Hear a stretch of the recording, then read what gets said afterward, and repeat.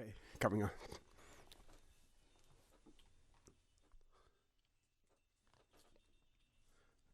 Good morning, and welcome to For the Record. Today is Monday, the 23rd day of March 2020. I hope and I trust that everyone had a peaceful, restful, enjoyable weekend under the new normal in the Cayman Islands and throughout the world as well. Those of you who are on the roads of the Cayman Islands, we again urge you to please be extremely cautious. Ensure that you observe the rules of the road, and always remember the life you save may be your own.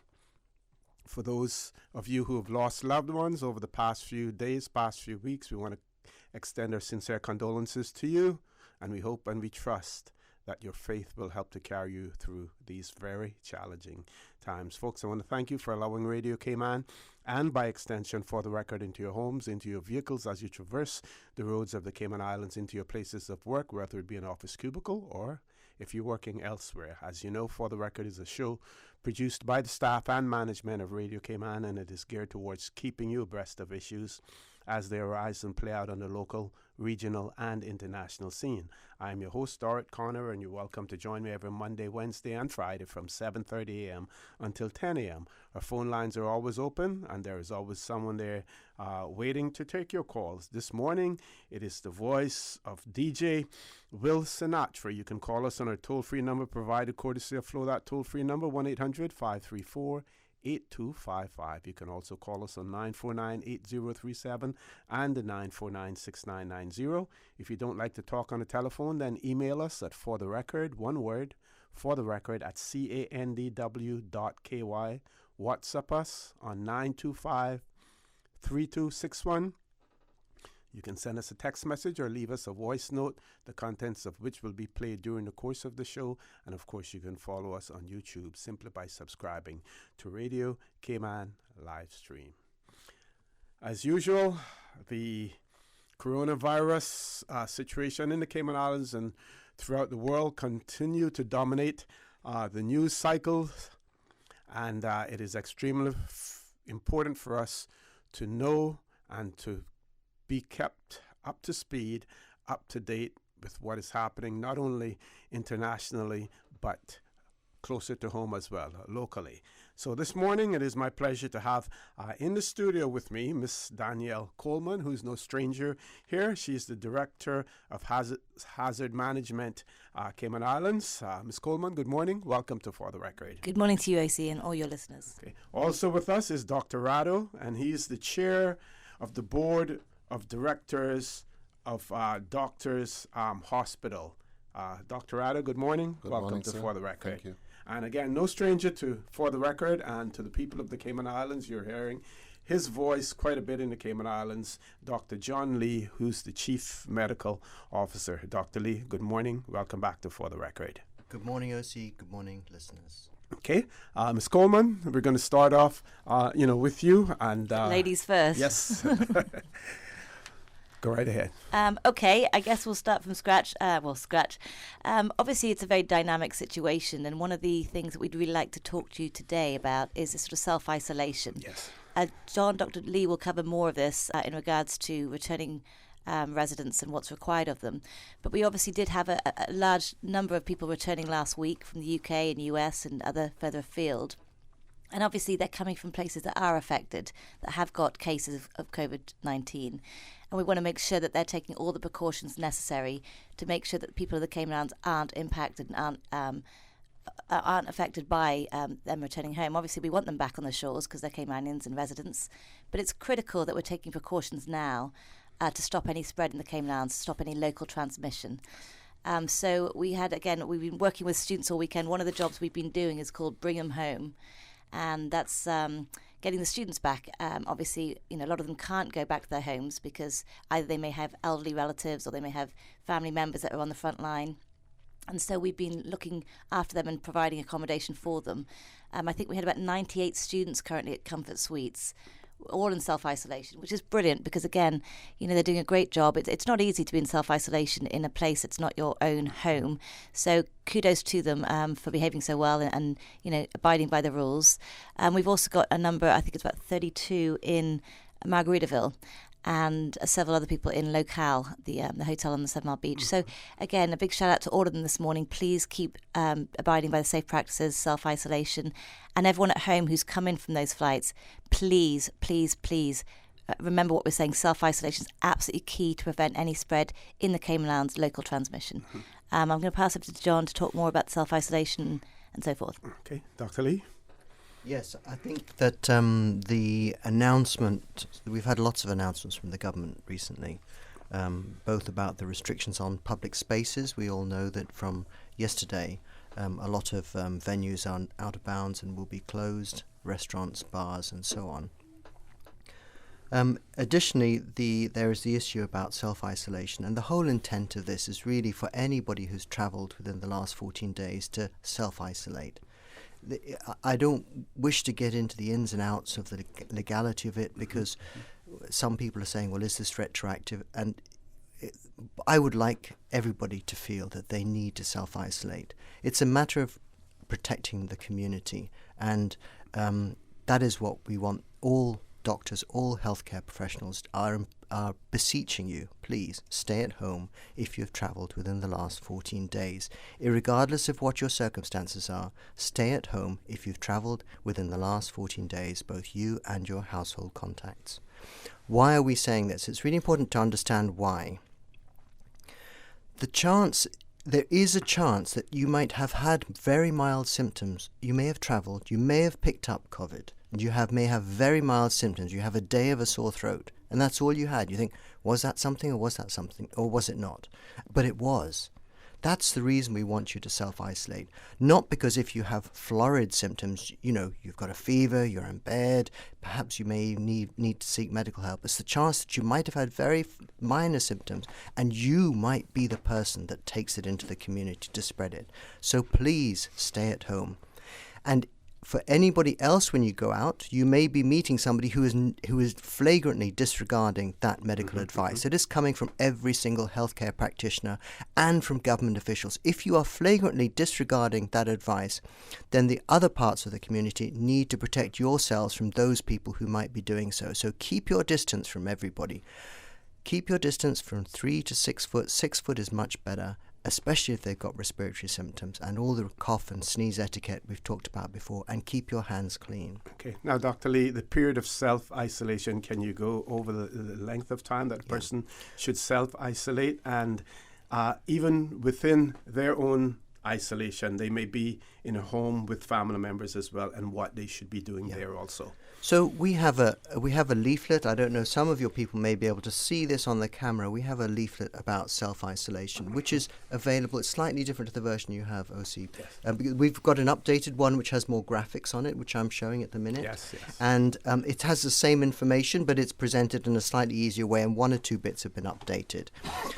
But essentially, it describes exactly what you need to do in order to self-isolate. The whole of your household need to self-isolate, because even though they may not have travelled, because you share things like the toilet and the kitchen and the sofa and all sorts of things, perhaps before you withdrew, then that's where they may potentially have picked up some infection and may be harbouring it themselves, even without knowing so, which is why we're saying the whole household and the household contacts. As far as the individual is concerned, that individual should attempt to withdraw within the household if that's possible. Do not share a bed.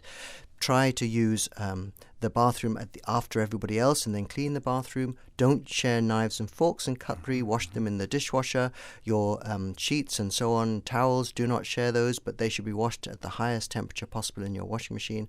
And basically, the information is given on the self-isolation leaflet. If they could have a look at that at www.gov.ky/coronavirus, or equally hsa.ky/coronavirus. Okay. Can I just make a brief mention about our documentation again? Sure. On www.gov.ky/coronavirus, there's a wealth of information, a lot of frequently asked questions, self-isolation tips for returning students. There's so much information there, and we are trying to make it as accessible as possible. So we have some in Spanish. We also, obviously, you may have seen on the the press conferences now, we're using a sign language expert. So it's making sure that everyone can understand the message. It's palatable. As you can see here, it's a visual demonstration. So we're really trying to get that word out to every single person in the Cayman Islands so they can be prepared and get ready for this. Okay. Dr. Lee, if you may, over the weekend or last week, we had the situation with the one student. Can you speak to how you were able to identify and immediately address that situation by having this voluntary isolation at specific locations? We're sort of veering into a territory that you probably, or some of your listeners will know I don't like, because I'm not going to talk about an individual person. Yes. I really am not. You understand, but the situation itself. And I'll tell you why I will not do that. Scrutiny of anybody is very unpleasant. If you can imagine it happening to yourself or a member of your family, it's absolutely unfair. Mm-hmm. Whether the person is alive, and sometimes the questions to me have been about a deceased person, I really am not going to go there. You're going to find me avoiding every possible way of answering a question like that. But in general terms, yes. No, it was really, for anybody that's sick, I think, we've seen that things can swing into action as they need to do in order to give the right care. But that's the case, really, whether somebody is in a particular establishment or at home. I mean, it is what we're doing across the island. There are glitches, but glitches are currently happening because we're under enormous pressure, and I want to really express my thanks to everybody the weekend. There have been many people, not just in healthcare, especially in healthcare, but in the wider social community, have been managing these self-isolation facilities that the students have returned to, have been working like dogs to make this thing work. Yes. They really have, and I'd really thank them from the bottom of my heart. But yes, so for anybody that's been sick, I've heard reports, I've received the reports about how things are being managed, and they've been managed well from the health services point of view. Okay, we're going to take a commercial break. When we return, we want to hear from Dr. Rado in terms of what Doctors Hospital is doing to assist in this whole fight with COVID-19 as well. So please stay tuned. For the record, we'll be back shortly. The Cayman Islands boasts of a long, colorful, and rich history. In tribute to our roots, Radio Cayman, the voice of the Cayman Islands, is pleased to bring you the historical vignette series, The Cayman Islands. He hath founded it upon the seas.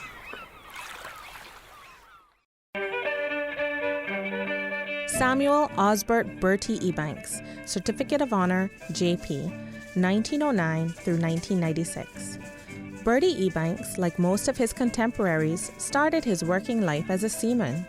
Early in his career, he survived the sinking of the Vita Louise, on which he was an engineer. He became the Cayman Islands' first public health officer and sanitary inspector. Among his accomplishments were his insistence on sanitary disposal of household wastes and the immunization of the entire population against diphtheria and polio. With a budget of only £500, he eradicated the Aedes aegypti mosquito, which carries yellow fever, a feat that still baffles experts. Mr. Bertie served in the Assembly of Justices and Vestrymen as an elected member for West Bay from 1934 to 1942 and as a Justice of Peace from 1946 to 1959. He established the 4-H Club, the West Bay Cooperative Fishermen's Society, and the West Bay Reading Society, and wrote a book, Cayman Emerges. In 1930, he organized the Bosun Bay Sunday School, which was the forerunner of the Bosun Bay Presbyterian Church. He was awarded the Queen's Certificate and Badge of Honor in 1976 in recognition of services rendered to his country.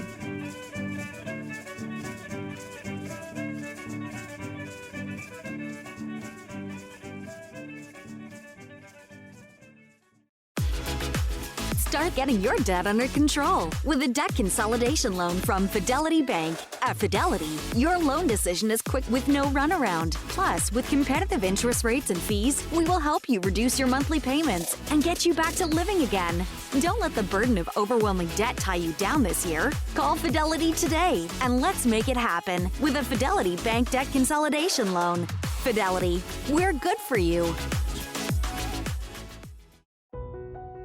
I remember playing at 7 Mile Beach as a boy, eating mango by the sea, learning how to snorkel. My mother, she worked so hard to provide for our family so that we could have those moments. Seeing her age has been tough. That strong, capable woman, now in need of daily support, it's my time to be strong for her. CTMH Doctors Hospital Pharmacy understands the importance of the careful decisions you make every day for your family. Our staff work towards healthcare excellence and providing the most current and up-to-date training with pharmaceutical care, so you can feel confident in knowing that your family is safe with the right medication. At CTMH Doctors Hospital Pharmacy, we take care of your health. We all know there's nothing more refreshing than the taste of an ice-cold Coca-Cola straight from the cooler. No one can stop me when I taste the feeling. Whether it's celebrating a birthday, promotion, or just a great meal, make each moment a Coca-Cola moment. No one can stop me when I taste the feeling. Available across the Cayman Islands from Tortuga Distributors. Make sure you ask for the unforgettable flavor of a classic Coca-Cola. Sending money to your family overseas shouldn't be a full-day process. Stop waiting in lines. MoneyGram, the safest and most convenient way to send money worldwide, offering 3 convenient locations: Shedden Road, Baden Water Sports in West Bay, and at FIS BRAC Agency in Cayman Brac. MoneyGram by Financial Integrated Services. Visit fiscayman.com for more information on MoneyGram services. MoneyGram, bringing you closer. System 1 loaded. 1-800-534-8255. What is on your mind when it comes to the government, independence, and the opposition? Issues that matter to you. 1-800-534-8255. Waiting to hear from you. For the record. This is For the Record with Orrett Connor. Good morning and welcome back to For the Record. We're discussing COVID-19 and what's taken place in the Cayman Islands, the regulations, the self-isolation, the rules governing that as well. That conversation is taking place with Ms. Danielle Coleman, who's the Director of Hazard Management Cayman, Dr. John Lee, who's the Chief Medical Officer. Also with us is Dr. Rado, who's the Chair of the Board of Doctors Hospital here in the Cayman Islands. So we're seeing not only governmental entities, but private entities as well joining in the fight of this coronavirus situation. Dr. Rado, can you tell us what your institution is doing? Yeah, thank you very much. We are doing a lot, but I first want to acknowledge how close we work with the government, with Dr. Lee, with the HSA. We are in constant with the public health services. We are in constant communication. This is a war that is coming, and we can hear the screaming in Italy, we can hear the screaming in Spain, and we have to prepare to be ready here. And we do all our part under the leadership of the government, of the health minister, Dr. Lee, and public health. And so what we are doing in the moment, and I want to commend my colleagues, our nurses, our staff that stands outside, our cleaning personnel, because they're doing overtime, I can tell you. They're cleaning everything 3 times. And what we have done at Doctors Hospital is we actually built a perimeter around it. Mm-hmm. So everybody who goes in, employee, patient, worker, will get checked for respiratory symptoms, for fever. And then we started to have outside of the hospital, we have a tent where in privacy people can be examined by a doctor outside. So for us it has put a lot of stress onto our people, because we actually have now extra to the general practitioners that work inside and the nurses that help them. We have its own entity now sitting in front of the hospital, making sure that we keep the hospital COVID-free. For us. We have been watching this for a while. I must say, COVID is, for someone who's watching the news, COVID is not such a big surprise, and it's quite interesting how many first world countries act as if they didn't know. And that's why I think there's no better place in the world right now than to live in the Cayman Islands. I think what the government has done, the speed with which it started to pull the plug, has to be commended. It's unbelievable. I think we all feel that we are ahead of the curve, that we hope that we might not see what other countries are seeing. We must get ready for that. Doctors Hospital is doing its part. In the moment, the HSA just started their COVID testing last week.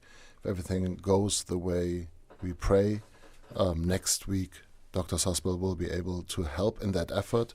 And the testing is a really, really important step in suppressing the COVID in the future. So what we're doing now is there's an interesting article on the internet called "The Hammer and the Dance," and it's if you Google it, you'll find it immediately. And in the moment, what the government is doing is the hammer, and many people say, "Oh, don't call it a war. That doesn't feel like war." and the thing is that's true, because what we ask of everyone is to stay at home, and that is not how war feels like. But it is a war, and it's a war that is being fought by public health, by the hospital systems that are in the first line. Our staff actually exposes themselves actively to possibly COVID positive patients. And they are fighting it, and they are getting ready. And the hospital is in the moment. What we are trying, the portion that we see for ourselves right now, in conjunction with the HSA, is to be the COVID-free place. So that's where our role is, and hopefully it can stay like that, because the HSA is hopefully be able to cope with the caseload that this outbreak might bring us. So far, so good, one has to say. So far, so good. But we are also preparing for the disaster. So we have 4 ventilators. If you watch the news, ventilators is the big hype. Big thing, yes. And so we have 4 ventilators. And we are looking into systems that is available on the internet, where people jury-rig those ventilators, and one ventilator can do then 4 patients. I've just saw yesterday somebody actually rigged it for 9 patients. Wow. So we're preparing for that.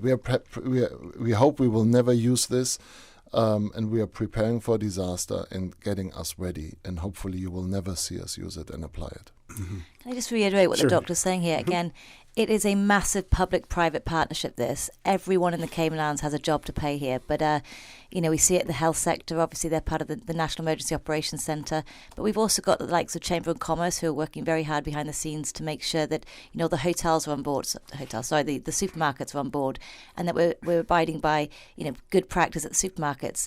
I was out on Saturday getting some medication, and it was amazing. At Value Med Pharmacy, they had 1 in, 1 out. And then I saw other supermarkets, again, doing some really good practices, coming out, washing your hands, getting your hands sprayed beforehand, spraying the cart. So some really, really good practices out there that we really want to commend. But again, this is very much a public-private partnership. We all have a part to play here, both private businesses, the government, but every individual in the Cayman Islands has a role to play in this to make sure that we are as effective as possible to avoid having COVID on our shores. Excellent. I was curious about the fact now that when we do close our airports for a period of time, we do have a domestic as well as the aerodrome as far as firemen are concerned. And I see in other jurisdictions where firemen are playing different roles beside being firemen, helping to distribute food to the elderly, and whether or not we're looking at something like that here in the Cayman Islands, especially for, even though I'm sure that the aerodrome still has to be manned simply because you may get emergency flights or something like that coming in. But how quickly would we be able to adapt and use some people who are finding themselves not able to do what they're actually trained for, but can do other things as well? I think that's a great comment. At the end of the day, everyone's putting on a number of different hats right now. So because the situation is so dynamic, we are changing those hats on a regular basis to be able to adapt accordingly. Obviously, we're working very closely with the supermarkets to ensure that we don't have food shortages. And whilst we have blocked our airports as of last night, supplies are still coming in, so we're not worried about those supplies. I really want to congratulate the supermarkets as well for putting those the limits on panic buying, because panic buying is so dangerous, and it's really unhelpful for those who can't necessarily afford to have to panic buy. They can only buy live within their means. So those limitations put on by the supermarkets are very commendable. But again, the surge capacity we've got working with the supermarkets of supplies is currently very, very, intact and so forth. But again, being very flexible at this point to adapt. As last week, we had all these students coming in. A lot of the people from the government, NEAC, the National Emergency Operations Centre, who would usually be in completely unrelated jobs, with themselves, coordinating logistics behind getting buses, getting hotels, getting food, and HSA did a great a student pack for Panadols and thermometers and so forth. So everyone's doing their bit. They're being very adaptable. But the National Emergency Operations Centre has a large number of people doing different roles right now. Excellent. We've reached. Go right ahead, Dr. Lee. We still have 1 minute left. So just quickly, you mentioned about redeployment. I mean, it's not just fire. I mean, you mentioned fire, but there's all sorts of people in the ports and in the airports, as you say, and a lot of other people in the tourist industry who now may have more time on their hands. So yes, the NEOC is really thinking of how we can use those people in order to exactly do things like care for the elderly. Excellent.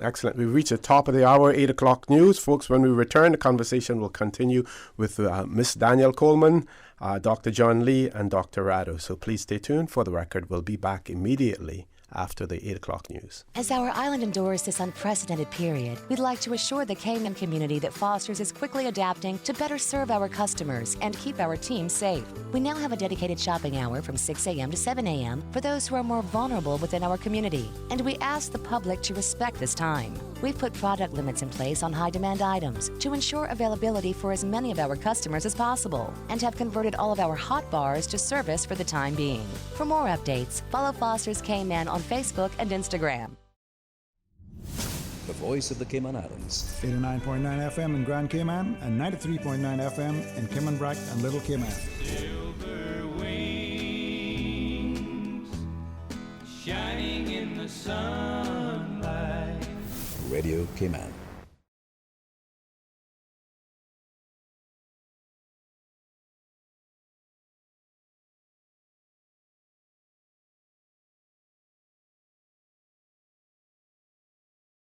The 8 a.m. news is brought to you by Value Med Pharmacy, with 2 locations to serve you, Walkers Road in Georgetown and an Evron Plaza, Boddentown. Visit Value Med, more than just a pharmacy. Value Med Pharmacy is your community care partner for health and wellness needs. We offer convenient prescription processing at the counter and online at value-medpharmacy.com. That's VALU-medpharmacy.com, with pickup available at the Walkers Road or Boddentown location. We also accept transfer prescriptions from other pharmacies. More than just a pharmacy, shop Value Med for personal care and beauty products from trusted brands, perfume and gift sets, Hallmark and greeting cards, baby clothes, footwear, handbags, swimwear, home decor, toys, school supplies, and stationery. And home convalescence aids like wheelchairs, walkers, crutches, canes, and hospital beds. With 2 locations to serve you, Walkers Road in Georgetown and in Evron Plaza, Boddentown. Visit Value Med, more than just a pharmacy.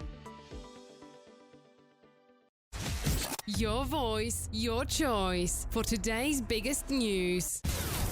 Radio Cayman, the voice of the Cayman Islands.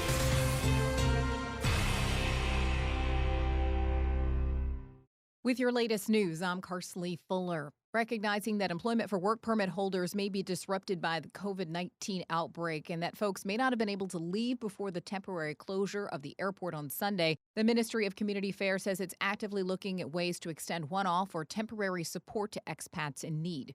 The ministry staff is working to provide guidance and additional information by this Friday on such provisions.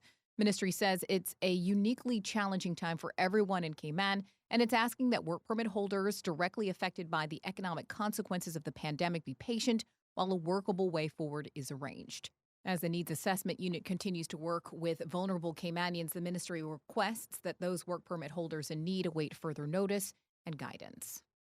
The Olympic flame has arrived in Japan, beginning a 4-month countdown to a Summer Games in Tokyo that is under serious threat from the coronavirus pandemic and rising public concern about health risks. The Honourable Minister for Sports, Juliana O'Connor-Connolly, strongly recommends that Cayman does not participate if the situation doesn't change. We're watching what's going to happen with Olympics in July in Tokyo. They haven't yet decided, as far as I'm aware, until yesterday. I would hope that they used all of the information that they have and cancel based on information that we have, but if not, I would be strongly recommending that our team does not participate unless there's an act as Nova's intervenes to show that there's a complete clearance because of the travel route. And with the genesis of coronavirus there, I think it's going to be extremely high risk. In the meantime, she suggests athletes continue with their regular workout schedule. I would strongly advocate that they do individual training. A lot of them have participated before, as we've pretty much cancelled all of our local sporting events that we have control over. Certainly we've pulled the team for a crifter, but their World Games are the games that will be coming up. I would ask them to do individual training. The age of technology, that can be done with their coaches through phones and through guidance, but to refrain from that communal participation as much as possible. The Summer Olympic Games are scheduled for July 24th through August 9th. So far, Cayman's track and field athlete Kamar Hyman is qualified to compete in the 100-meter sprint, and two-time Olympian Brett Fraser in the 50-meter and 100-meter freestyle sprints in the pool. Meals on Wheels needs your help to feed the 260 seniors in Grand Cayman they currently support. Just looking at what has happened already, where we have people who are in isolation, and with other countries looking at having their seniors isolated and not knowing really from a day-to-day what is going to happen.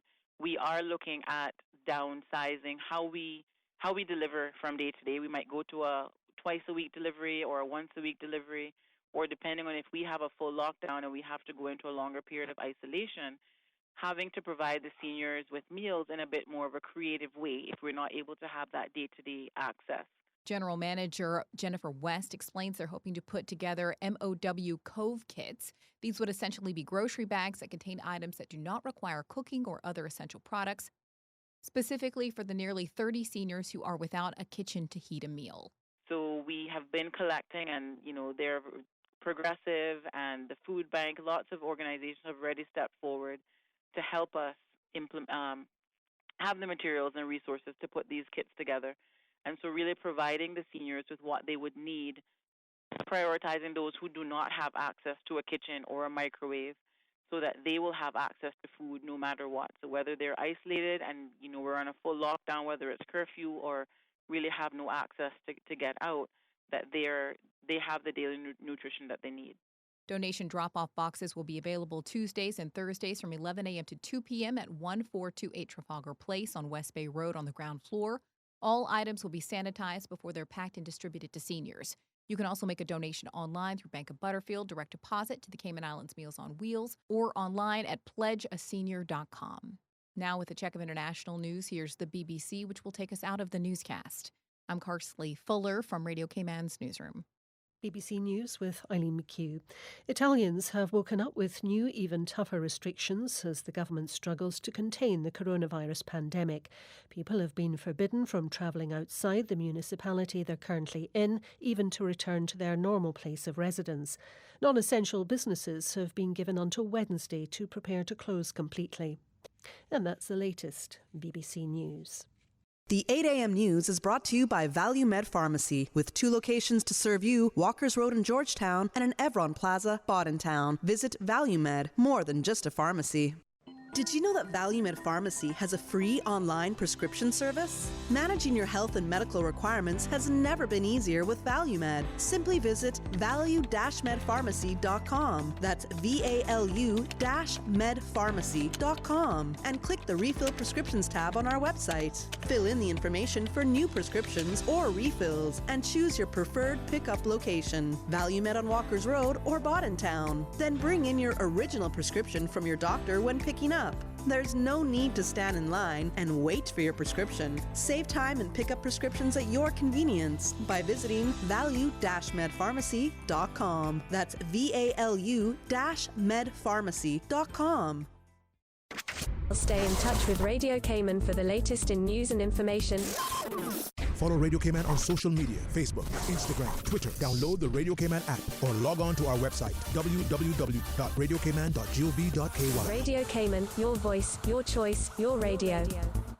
The Chief Medical Officer of the Cayman Islands, in an attempt of preventing the spread of COVID-19 in the community, has issued the following requirement. All persons who have arrived on flights from outside of the Cayman Islands since Monday, 16th March 2020, you are required to self-isolate for 14 days following your arrival. There are no exceptions. Non-compliance will result in a fine of $1,000 and imprisonment for 6 months on conviction. If this applies to you, please stay in your home or your temporary residence. Again, all persons who have arrived on flight from outside of the Cayman Islands since Monday, 16th March 2020, you are required to isolate for 14 days following your arrival.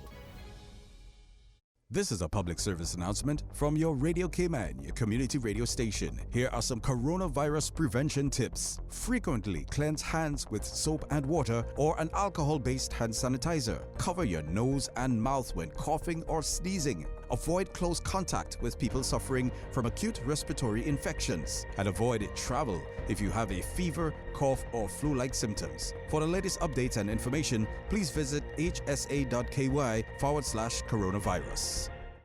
At Cox Lumber, Cayman's #1 contractor supplier, our contractor desks are open for contractors and builders who need items or supplies. Call us or email, and we will pull your order and have it ready for pickup or free delivery. Cox Lumber's Bawdentown phone number is 943-5055, or email us at bawdentown@coxlumberltd.com. For Georgetown, call 949-0661 or email sparky@coxlumberltd.com. Our retail operations will be closed until further notice. The safety of our employees, customers, vendors, and community is our top priority. For more info or to make an order, click on coxlumberltd.com. coxlumberltd.com. Cox Lumber, Cayman's #1 contractor supplier. Super Stitch. We are known for our amazing fabrics, top quality tailoring, and dressmaking. But did you know that we also carry trimmings, glitter, sequins, acrylic paints for fabrics and craft, floral wire, glues, markers, foam balls, and assorted ribbons? Yes, we do. You have a do-it-yourself project? Just pop into Super Stitch and see what we have in store for you. There is a craft item for your every need. My favorite, the beads, glass ones, flat, and even those shell ones. Super Stitch, your one-stop household store at 39 Pasadora Place, Smith Road, still offering the best prices in town. Call 949-2833 or go to superstitch.com.ky.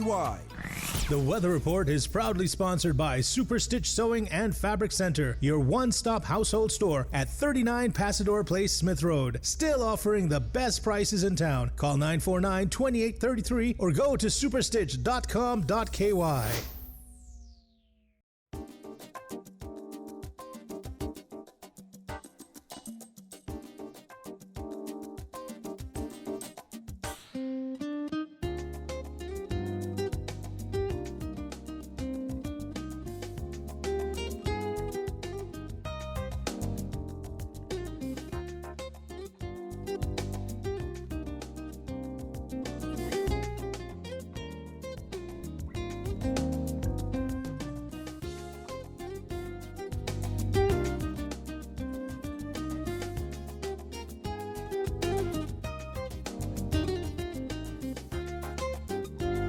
Superstitch Sewing and Fabric Center was the proud sponsor of the Weather Report, your one-stop shop for all of your household items, craft items, jewelry, beads, and decorations, and much more. Call Superstitch at 949-2833 or email customer care at superstitch.com.ky. New stock has just arrived at Superstitch. Now don't take my word for it, drop by and see for yourself. Fresh off the boat, we have loads of fabric, vinyl upholstery fabric, fabric for cushions, outdoor fabrics, and dress fabric. That's not all. Superstitch has sewing accessories and craft items. Included in the new shipment, you will find sheets, comforters, throw pillows, bath mats, rugs, and curtains for every room in your home. Superstitch, 39 Pasadora Place, Smith Road. Still offering the best price in town. Call 949-2833 or go to superstitch.com.ky. For additional weather information, visit www.weather.gov.ky. As well, stay in touch with Radio Cayman for the latest in news and information. Radio Cayman, your voice, your choice, your radio. Public service announcement from Radio Cayman. Coronavirus prevention tip. For persons who think they may have symptoms, you owe it to your family, to your friends, and to the community. You have a moral obligation, if you think that you may have been exposed, to withdraw from community activities and to stay at home until a safe period has expired. The elderly among us are particularly vulnerable, and not isolating in many instances will be the same as imposing upon those people a death sentence. Please understand the seriousness of that. We are encouraging everyone to be as responsible as you can possibly be during this very, very difficult and critical time. For the latest updates and information, please visit hsa.ky/public-health/coronavirus or gov.ky/coronavirus. The traffic report is brought to you by Subway. Planning a meeting, event, or office celebration? Visit subway.ky to place your catering order today.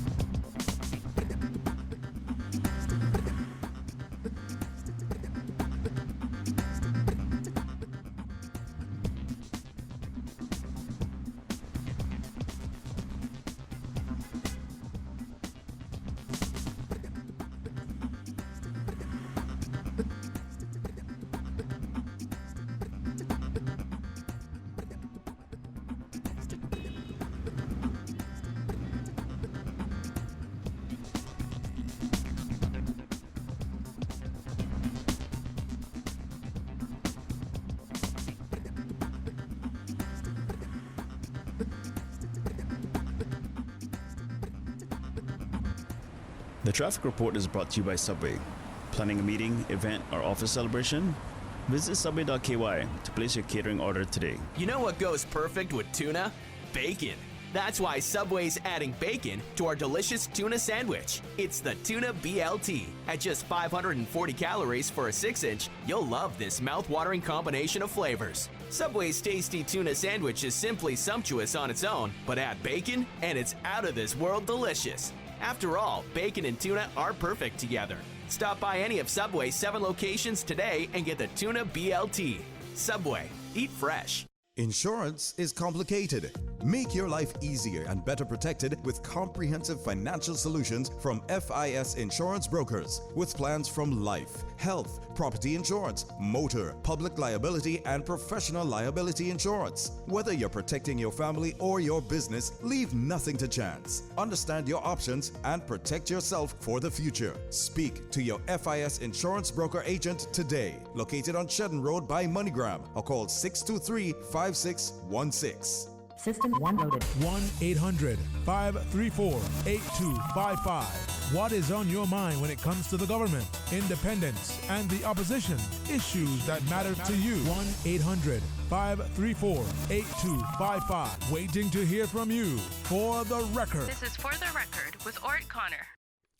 Good morning and welcome back to For the Record. In the studio with me, we have Miss Danielle Coleman, who's the Director of Hazard Management, Cayman.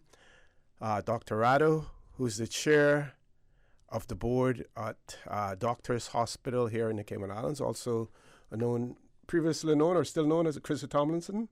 No, sorry. No, that's fine. That's fine. Yes. The old folks still know that yes. name, yes. Scared me there for a minute. And Dr. John Lee, Chief Medical Officer, we're talking about the coronavirus situation here in the Cayman Islands. We know that there's probably going to be a press briefing again today. That's done on a daily basis, except on weekends. So I'm sure that you're limited in terms of what you can say, but whatever you can tell our audience at this point in time, that would be useful as well. Any updates that can be given. I believe we do have a caller, so let's take that caller. Caller, good morning. Welcome to For the Record.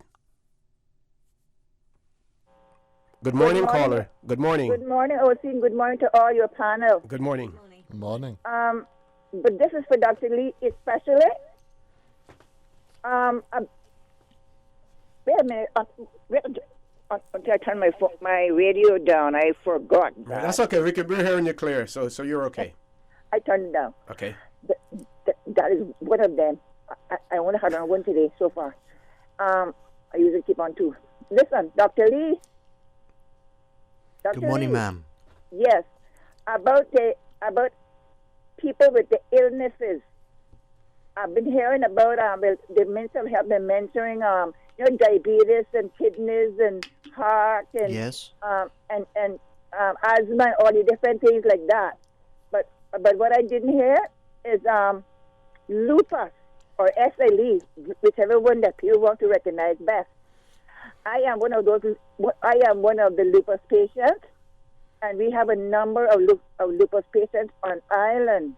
And I was made to understand that one young guy, God rest him soul, passed away just like week before last. Yes, so I would like for it to be mentioned often about the patients with the lupus or also known as SLE. Yes, ma'am. So, yeah, absolutely to agree with you. What the studies have shown is basically they look at numbers of people. So there are lots more people that have heart disease or cardiovascular disease or diabetes than there are people with lupus, even though it is an incredibly important issue. I'm not saying it isn't. So that's why these figures are particularly focused on those areas, because that's what the studies show. They count numbers of people. But it is absolutely true that anybody with a chronic illness of any sort is more liable, and you should take particular care. And your family, if you're lucky enough to have people, your family should take particular care of you and make sure their hands are clean before they come anywhere near you, and look after yourself and keep people away unless they have washed their hands, and especially if they've got any sickness, keep them at that 6 feet away from you.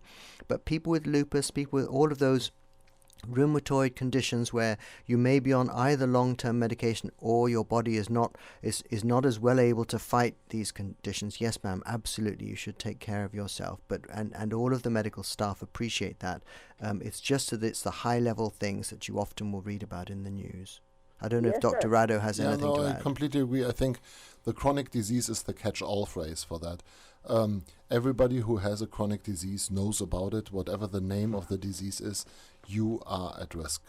And just being older than 70 is being at risk. So please, all of us in the community have to protect our people that are a little bit more susceptible to the COVID disease. And we need to follow the rules that are like prayers being told all of the time on the radio, on the TV by all, because it's so important. Yes. I do thank you all very much for that. And when you say over the 70, Wednesday the 18th, I just turned 69, and I've been diagnosed with this now almost 42 years. So I know exactly what I need to do and all this stuff. But I think it should be announced a little. I think it should be announced when they're announcing all the other Ma'am, I hear what you say. I'll certainly try and do that in my press conferences to try and reiterate the message, because it's a very important one that you're saying. Yes. Okay. I do thank you all very much and appreciate all that's being done. Certainly. Thank you. Everyone must just be careful. I'm hearing a lot of people say, try to be careful. No, it's not try. You have to be. Yeah, to try is to fail, they say. Yes. Tries to fail. Have a good one now. Thank you very much. Thanks a lot. Thank you, caller. I think the caller raises a great point. Again, at the end of the day, we all have, whether we're self-isolating or not, obviously we have to be on the front line here, and especially the health services and first responders. as well as obviously people in the supermarkets and people delivering items and so forth. But again, we can take measures ourselves. I mean, my daughter and my husband are at home, working from home, and they're not getting out much because they're trying to self-isolate as much as possible. But whenever I do get home, of course, the first thing I do is jump in the shower, take all my clothes off. Sorry, I shouldn't say that online. But then I put them in the washing machine, and I'm handling all the washing and so forth. So I'm washing my hands thoroughly before I even go near them to give them a hug and a kiss. So I think it's really important that anyone who's coming into their homes, you make sure you're doing what you can. If you've got family at home who aren't going out and are trying to do their best to keep away from this, then take the measures when you get in the house so you don't spread anything on your clothes or so forth. Yeah, exactly. I think a very important point is to everyone to understand that the problem of this virus in comparison to other diseases that we know and other flus is that it is extremely contagious, and you are not sick and you don't know that you are sick and contagious for this amount of time, around 5 to 7 days, in which you can infect everyone around you. And that is the devil piece in this. Yes. SARS and MERS, the other coronaviruses that we have seen before, they made people sick immediately. You knew who was sick, and you could go in and isolate them. Yes. But now in the COVID, that is the problematic portion that we don't know. And so, for example, at the hospital, we actually assume everyone who comes in actually might be a carrier.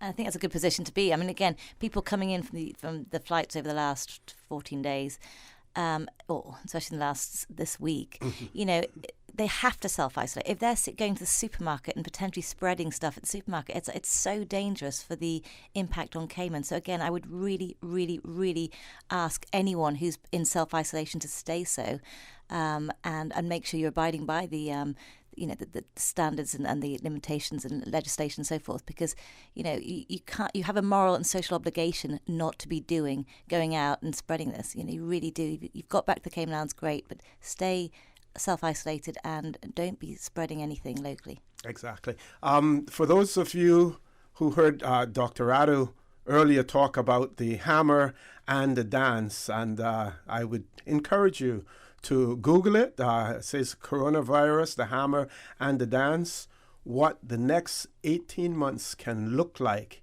if leaders buy us time. And it then shows you, a graph in terms of when you use the hammer as opposed to when you use the dance, what the possible results could be. So I would encourage, all to do that. Now, Dr. Radu, I know a lot of people are reluctant to say what they're doing, from a personal or a family standpoint. And off air, you were talking about some of the things that you and your family and your organization are doing as well. Could you share that with our audience, please?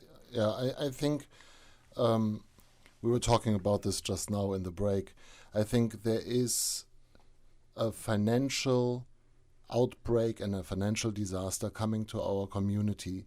And as leaders of the communities, we are in the lucky position that we are a very affluent place.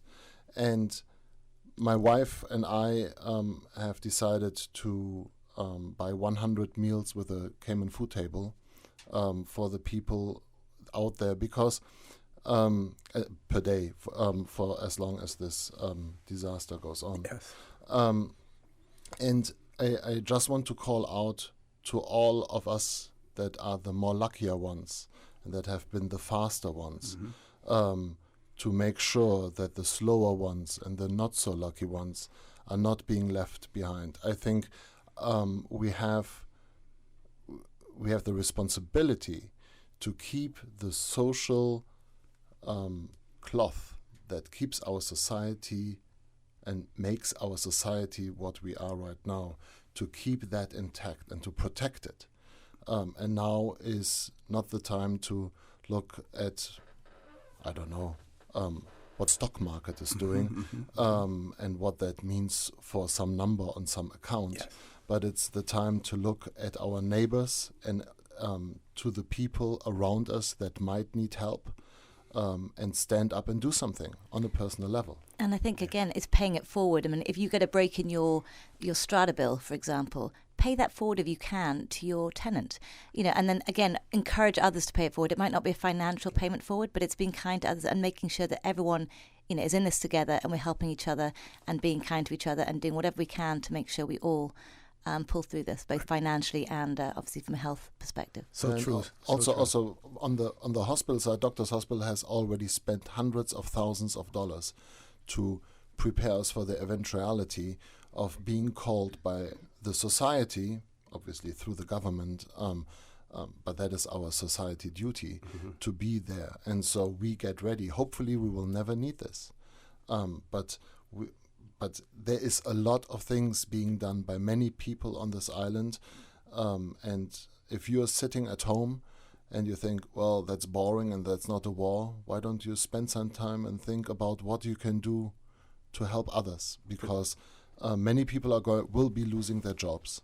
Already have lost their jobs. Yes. This is going to get worse. Yes. And there are people who live on very little, and if you take half of the very little away, that is a disaster, and we have to protect them as a society. So true, so true. We have a caller. Let's go back to the phone lines. Caller, good morning.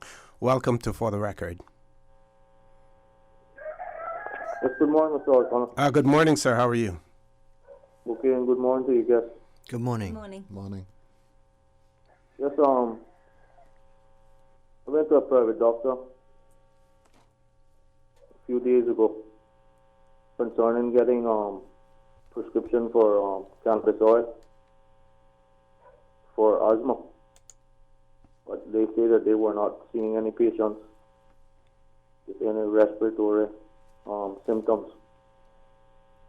Are they seeing any patients that might need to see the doctor in order to get a prescription for the cannabis oil, which I hear is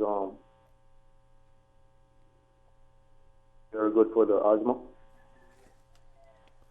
Well, the HSA has a flu clinic, but what you say doesn't sound like you have the flu. Doctors Hospital has a clinic that is outside of the hospital itself, where we see patients also with respiratory symptoms, and our pharmacy actually brings the prescription drugs out to them, so they don't have to come into the hospital. So there is a care line from Doctors Hospital that you can call. There is a flu line from the HSA. You're not alone. So the Georgetown Hospital will accept to see patients also concerning this? There's nobody from the Georgetown Hospital here to answer your question, sir. But may I suggest that you might ring the hotline? They will probably be able to direct you. I know they are doing consultations by telephone, and they're enabling people to pick up their prescriptions in a number of different ways. So if you reach out, or even reach out to the normal hospital telephone number, I hope you'll get the answer, because I know they are endeavoring to do a lot of these things by telephone or remotely so that you don't have to go in. Additionally, they are exploring ways of delivering prescriptions to you, especially if you're in one of the districts, in order that the individual patient does not have to travel. I don't know exactly at what stage they are, but I know a number of different pharmacies, including Georgetown, are exploring that. Thank you. Thank you very much, caller, for that. We're going to take a commercial break, folks. We're going to have 15 minutes more with our guests here. So if you have any questions, any observations, please feel free to call after we return from this short commercial break. So please stay tuned. Vamped Motors is putting the brakes on for coronavirus. Strong in service and safety, Vamped Motors remains open to customers and is taking all extra health precautions needed. To eliminate cross-contamination, protective covers are being used on vehicles being serviced that are then cleaned and sanitized before they're returned to owners. All test drive vehicles are being wiped down thoroughly before and after every test drive. Vamped Motors is doing these things and much more to ensure the safety of everyone who comes through their doors. They've even set up outside seating for anyone who prefers enjoying a fresh breeze while waiting to collect their vehicle. Let's all stay safe, keep our hands clean, and practice social distancing while we work through this together. Staying open to serve your automotive needs. Vamped Motors on Walker's Road. Come see us. Hi. Hi, I'm remodeling our bathroom. I have a few questions. Sure. What are some ideas to make my bathroom feel larger? How do I know if I'm picking the right vanity? How do I choose a new toilet or a new countertop? Also, the lighting is terrible. Can I put a window or a skylight? And do I really need an exhaust fan? You've come to the right place. At Brand Source, we custom design kitchen and baths, and our talented design team can help answer your questions. Whether you're looking for a modern, functional family bathroom or a luxurious personal retreat, we'll help create that beautiful space that makes your home yours. And if you're in a rush for a new look and have a limited budget, our ready-to-install bathroom vanities, built with solid wood and countertops of the finest materials, are a quick and easy remodeling solution. For the very best in custom-designed kitchens and baths, visit Brand Source Home Gallery on Dorsey Drive, Industrial Park, Cayman's Kitchen and Bath Center.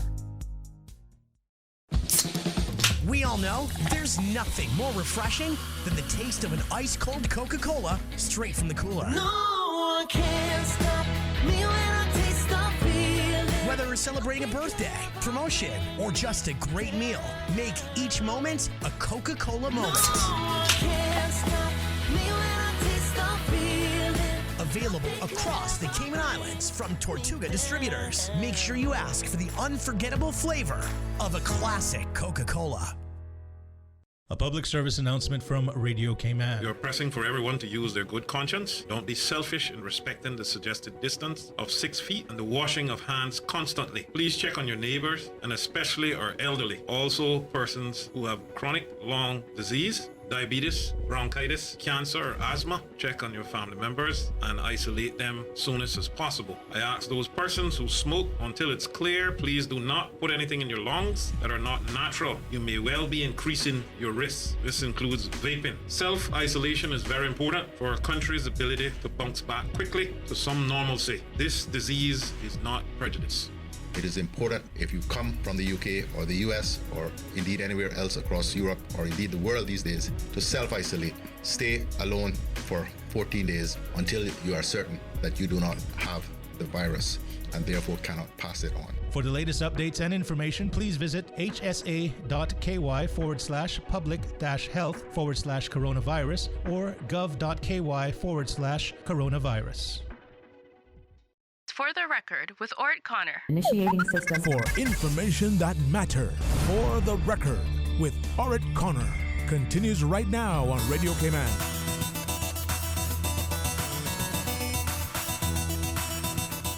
Good morning and welcome back to For the Record. It is my pleasure to have in the studio with me this morning Ms. Danielle Coleman, who's the Director of Hazard Management Cayman, Dr. Rado, who's the Chair of the Board of Doctors Hospital, and Dr. John Lee, the Chief Medical Officer in the Cayman Islands. Dr. Lee, I'm going to come to you, and I'm going to refer again to what Dr. Rado put us on to, the hammer and the dance.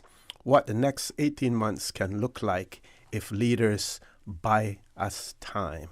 And, as one of the leaders here who everyone is looking towards, I would say that you're our Dr. Fauci here in the Cayman Islands, and I don't believe that that the Premier in any way feels badly, if you take over center stage, as like how Donald Trump feels about Dr. Fauci, and sometimes you will see him in a press briefing, sometimes he may be in the other room because the U.S. president doesn't want to be overshadowed by him. But here in the Cayman Islands, we look to the experts in terms of what we want. So what can the government do to buy us some time? What are we doing? I think just as a general principle, and is that public health always needs to think about the health of the whole population, not just any individual. Yes. So you will see a more cautious and measured approach than you might see if you were sick. If an individual is sick, you may find a lot of people jump onto you and make sure that you're better and do everything they need to do in order to help you. Whereas public health has to stand back and then come to more considered decisions and make sure that all the parts of the community are attended to, and in some instances, sometimes that's hidden bits that you cannot see, and that you're not privy to, the public isn't privy to the information when they need to make decisions based on all of the bits of information they have. I mean, I absolutely agree with the hammer and the dance. This is related to a study that came out from Imperial College where they looked at all the various models about how we might manage and get through this condition. But there are a lot of imponderables and unknowns in there. So, for example, if we have widespread testing that becomes available that we don't currently have in Cayman, it looks like it's going to be available within, I don't know, 2 to 3 weeks or so worldwide. But whether Cayman can get the supplies and things, that's another matter. It will change our approach to how we manage the situation. Dr. Rado suggested that he's working really hard and they're nearly there to get some testing, the same testing system that they have at HSA in order to test people. That will be an enormous additional capacity for Cayman. So we're really excited about that coming on board, and we hope to get there really soon. But these testing kits may mean that anybody in any district or any GP can just be able to test, and that will move us forward. Another thing is the vaccine. Although people have said, it's going to be 18 months, I think it's going to be a lot sooner than that. We're already seeing vaccines in a number of different countries going in at a stage 1 for testing in humans. So they're already doing safety tests around that. It's still going to be many months off, but there's a lot of things that's going to change how we manage as time goes along. But that the model that they have is demonstrating us two things. One, if we do nothing, then it's going to be potentially a disaster. But two, if we do the things that have already been largely instituted in Cayman, then we can do a lot better. But the one thing that is not being instituted well is the fact that people are not isolating when we're asking them to. So please, will you do so? If you're asked to do so, or if you feel that you are in a category to do so, you must isolate if you've been traveling for 14 days until you've come back.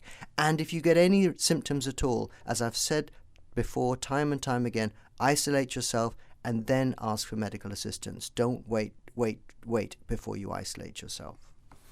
Okay, and in terms of testing, what is the position now in the Cayman Islands? When are tests actually conducted? We are following what we call the WHO protocol for a case definition, and that has subtly changed over the weeks that we've been experiencing this COVID outbreak around the world. The subtleties are not always apparent to everybody, but essentially at the moment, because we do not have evidence of a sustained community outbreak, all of the people that we've reported have had it related to a traveller incident. Yes.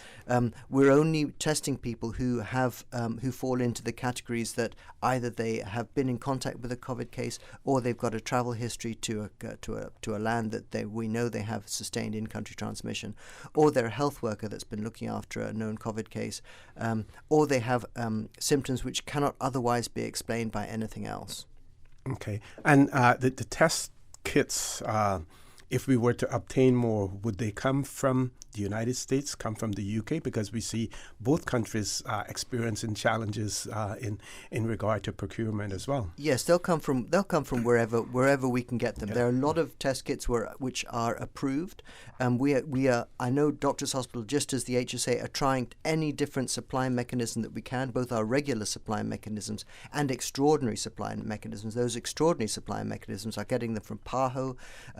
Test kits are arriving imminently from PAHO. They were sent at the end of last week. I'm guessing they're here, but I've not had an update about that. We're also trying to source them from Public Health England. That's again a separate route.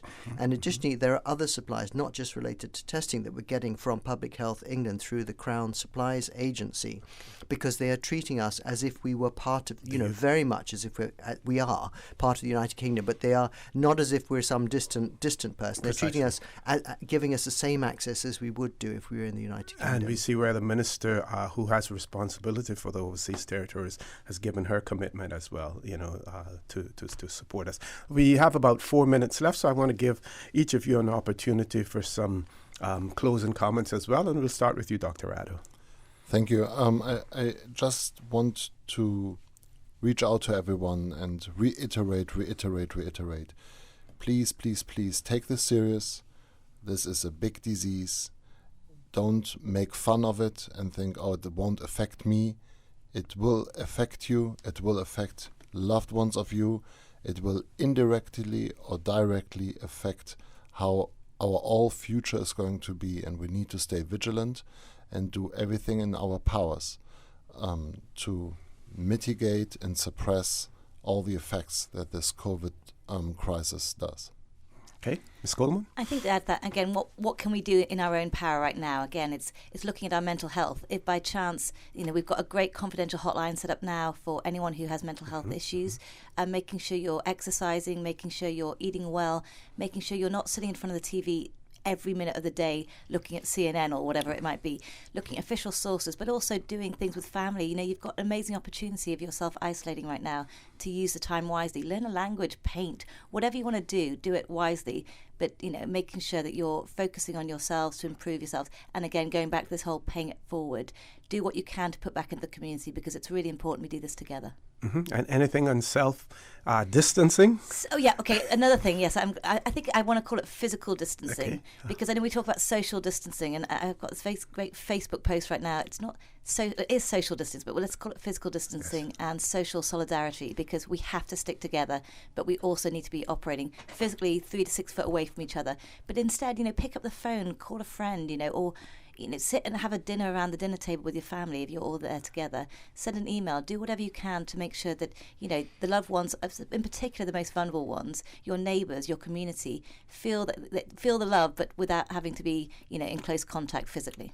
Yes. Dr. Lee? Yes, I think, everybody needs to practice it. So I had a virtual meeting with some dear friends who I often meet at the weekend, and unfortunately we didn't meet, and we're not going to meet until this is over. But so there are ways of doing it. But as people have said, and I just want to reiterate, a particular attention to the elderly and to those, as the other caller earlier mentioned, those who may have chronic disease. Please, the whole community, if there is a young person who's fit, well, 30, thinks this isn't going to affect them, the people you're protecting are the elderly and the people who are more likely to suffer with this, who have chronic diseases. Those are the people you're protecting. So keep your distance from people. And if you have one of these more vulnerable persons in your home or your family, please make sure you keep your hands clean and whenever you approach them, and look after them well. Okay. Well, folks, I know you're in for a busy day again today, as usual. I want to wish you all the best, and we hope and we trust that the people of the Cayman Islands are hearing what you're saying, heeding the advice that is being given, and if they follow the advice that is being given, then they can help to contribute in whatever way.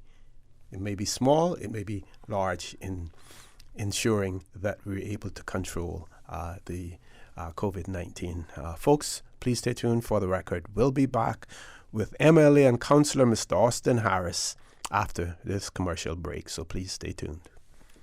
The Chief Medical Officer of the Cayman Islands, in an attempt of preventing the spread of COVID-19 in the community, has issued the following requirement. All persons who have arrived on flights from outside of the Cayman Islands since Monday, 16th March 2020, you are required to self-isolate for 14 days following your arrival. There are no exceptions. Non-compliance will result in a fine of $1,000 and imprisonment for 6 months on conviction. If this applies to you, please stay in your home or your temporary residence. Again, all persons who have arrived on flight from outside of the Cayman Islands since Monday, 16th March 2020, you are required to isolate for 14 days following your arrival. CTMH Doctors Hospital Pharmacy, formerly known as Professional Pharmacy, would like to thank the Cayman communities for their loyal support these past 18 years. Our staff work towards healthcare excellence and providing the most current and up-to-date training with pharmaceutical care.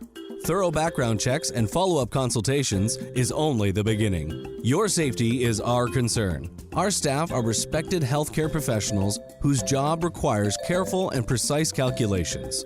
Thank you for being a part of our family and for choosing CTMH Doctors Hospital Pharmacy, where we prepare to provide exceptional care. At CTMH Doctors Hospital Pharmacy, we care about your health. Start getting your debt under control with a debt consolidation loan from Fidelity Bank. At Fidelity, your loan decision is quick with no runaround. Plus, with competitive interest rates and fees, we will help you reduce your monthly payments and get you back to living again.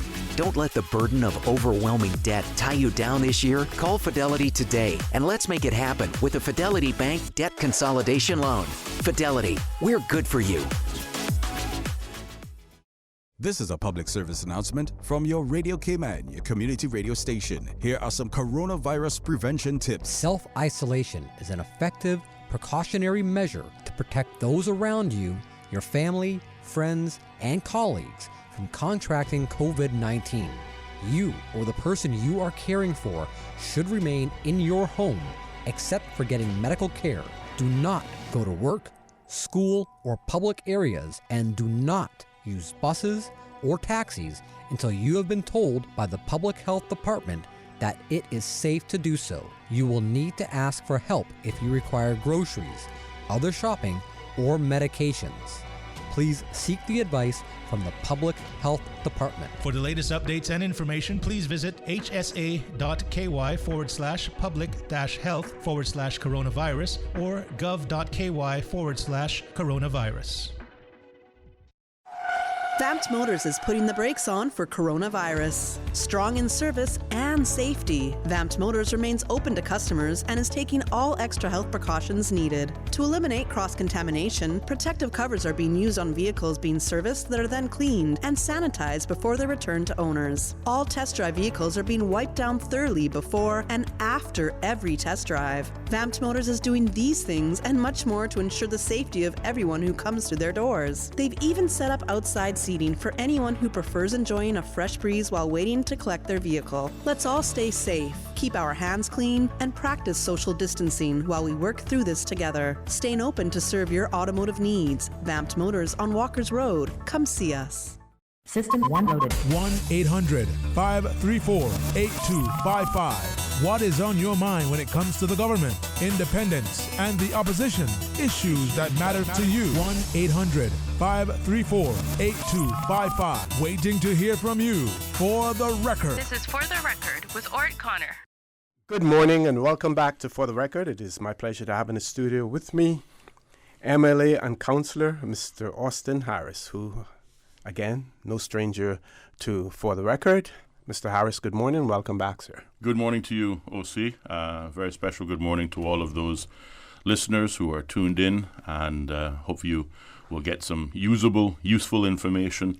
I'm sure we will. And that is our purpose. I want to say how pleased I was with your previous guests, and in particular the acts of random kindness, certainly demonstrated by Dr. Rado from Doctors Hospital. I think he's absolutely right. Now is not the time to count your money, but instead to consider how you can be your brother's keeper, how those more fortunate or more affluent can attend to the needs of those perhaps either most vulnerable or in distressed circumstances. I think I take my hat off to him and his family, and certainly encourage others in our community to exercise some good old Cayman kind as we obviously traverse this rather difficult time for all of us. It is on that basis that I am with you this morning to talk about the supplementary emergency funding that was approved by the Cabinet last week, Tuesday, in order to provide exceptional financial assistance to both the most vulnerable as well as those in distressed circumstances here in the Cayman Islands. So yes. Hopefully that too will be useful to those tuned in this morning, and hopefully I can impart some knowledge and some assistance to them as to how they go about getting that assistance if they do in fact need it. Okay. Yeah.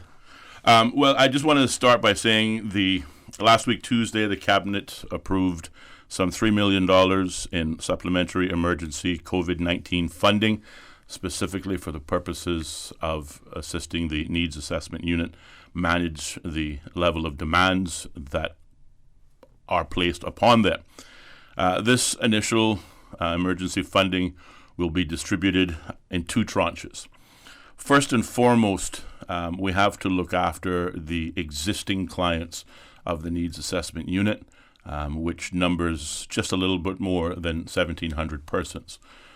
This number includes those persons on permanent financial assistance, Siemens, and veterans, as well as existing Needs Assessment Unit clients, those persons who receive household assistance, whether it be rent, utilities, food, etc., and also a stipend for those persons who are parents of adopted children.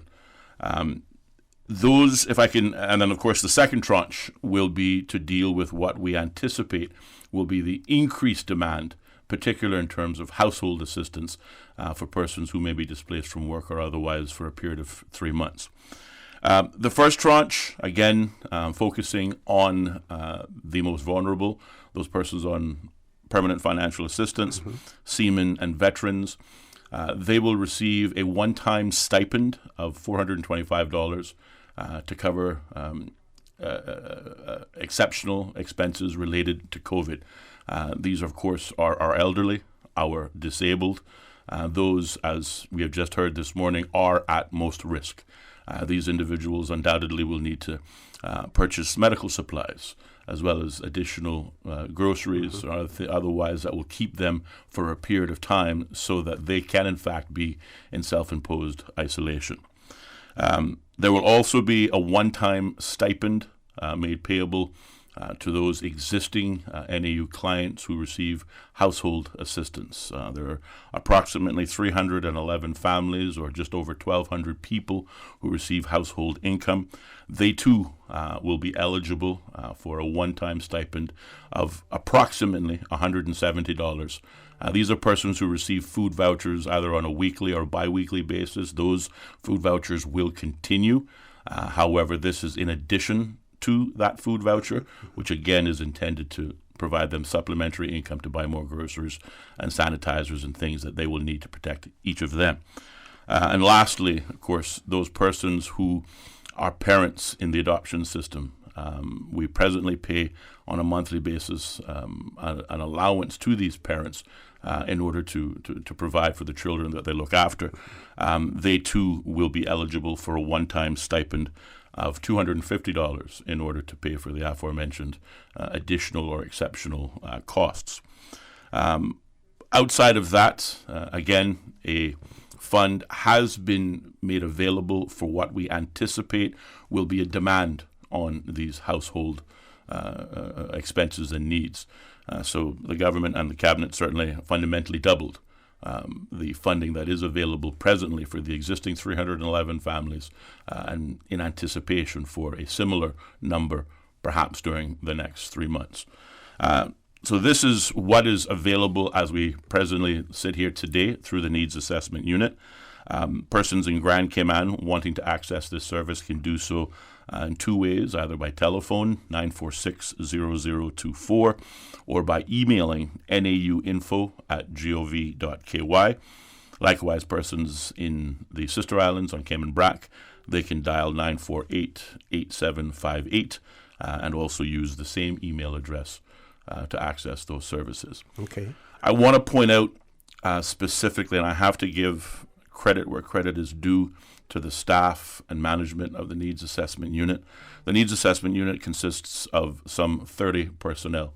Only 3 of those personnel are at home, if you say working from home. Wow. The further 27 individuals, which includes many persons, are dutifully, dedicatedly going to the office every day to assist in this crisis. Many of them are manning the phones to address the calls for demands and services. I want to tip my hat to them. I think this kind of dedication is what serves to inspire all of us. Certainly the Needs Assessment Unit, oftentimes when we have these discussions, are on the negative end of the phone call, some complaint, something that people haven't received or otherwise. But rarely do we pause to recognize their hard work and their dedication to assisting all of us, and I certainly want to do that this morning. Okay, I think we have a caller. Let's grab the caller before we go to our headline news at 9 o'clock. Caller, good morning. Welcome to For the Record. Good morning. Yes, hello? Good morning. Go right ahead, sir. Yeah, 1 minute. Let me cut off the radio button.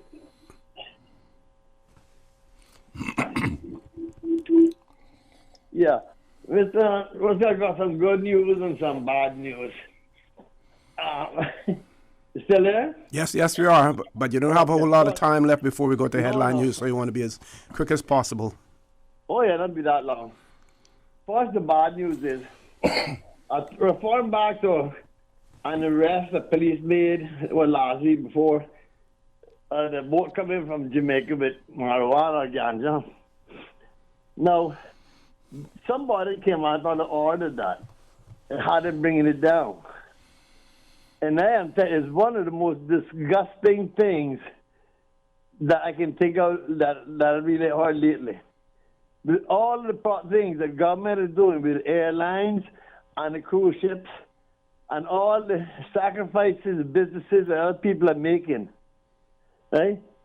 In a place like Jamaica where there's so much this coronavirus now, then it would have them come sneaking through here in the nighttime, not going through immigration, of course, and the chance of spreading it on the island. And one of the first ones would be their own families. You know, I think it's disgraceful, and I hope the police, those that are arrested on the boat, would have them talk and whatever means necessary to tell who was ordering it, right? And the second thing is I want to give my sincere appreciation and thanks, as I guess a lot of Caymanians do, for all the tough decisions of the Premier and his the Cabinet and the Governor and his Deputy. Because I know it has been some very, very tough decisions, what they're doing. And a lot of countries would have to call it the armed forces to make it get done. And the fact that the Premier has been able to spare the public sector to go along with him, and I have not even heard any complaints about it, makes me think he's really a wonderful leader for these Cayman Islands. Right? Okay. And the third thing is, when you're talking about people that they're assisting, I've been in the hospital here for 1 month. And I tell you, if anybody deserves some help, it is Lord of these staff in the hospital. Because I've never been to any hotel or business places. I've seen such dedication, friendliness, and everything as these, from the one to clean in the room, right up to nurses and doctors. And especially now, when I have a lockdown, that people cannot even visit their friends or in the hospital, I assure them they are being well taken care of. And like I said, a lot of these, especially lower paid ones, many of them have a husband or wife who have lost their jobs. And the government should look into that and give them as much assistance as they can, because these are really the ones right up in the front line of this epidemic. Okay. Right? Thank you very much. Thank you very much. Thank you very much, caller, for that. And he spoke about the Premier and his cabinet having to make tough decisions. And if this continues, I'm sure that there will be tougher decisions that will have to be made in the future as well. And whatever decisions are made, we certainly will need the cooperation of all. Also, folks, please stay tuned for the record. We'll be back immediately after Headline News at 9 o'clock.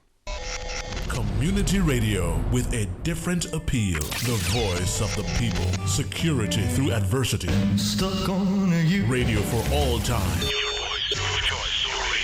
You're listening to Radio Cayman, the voice of the Cayman Islands.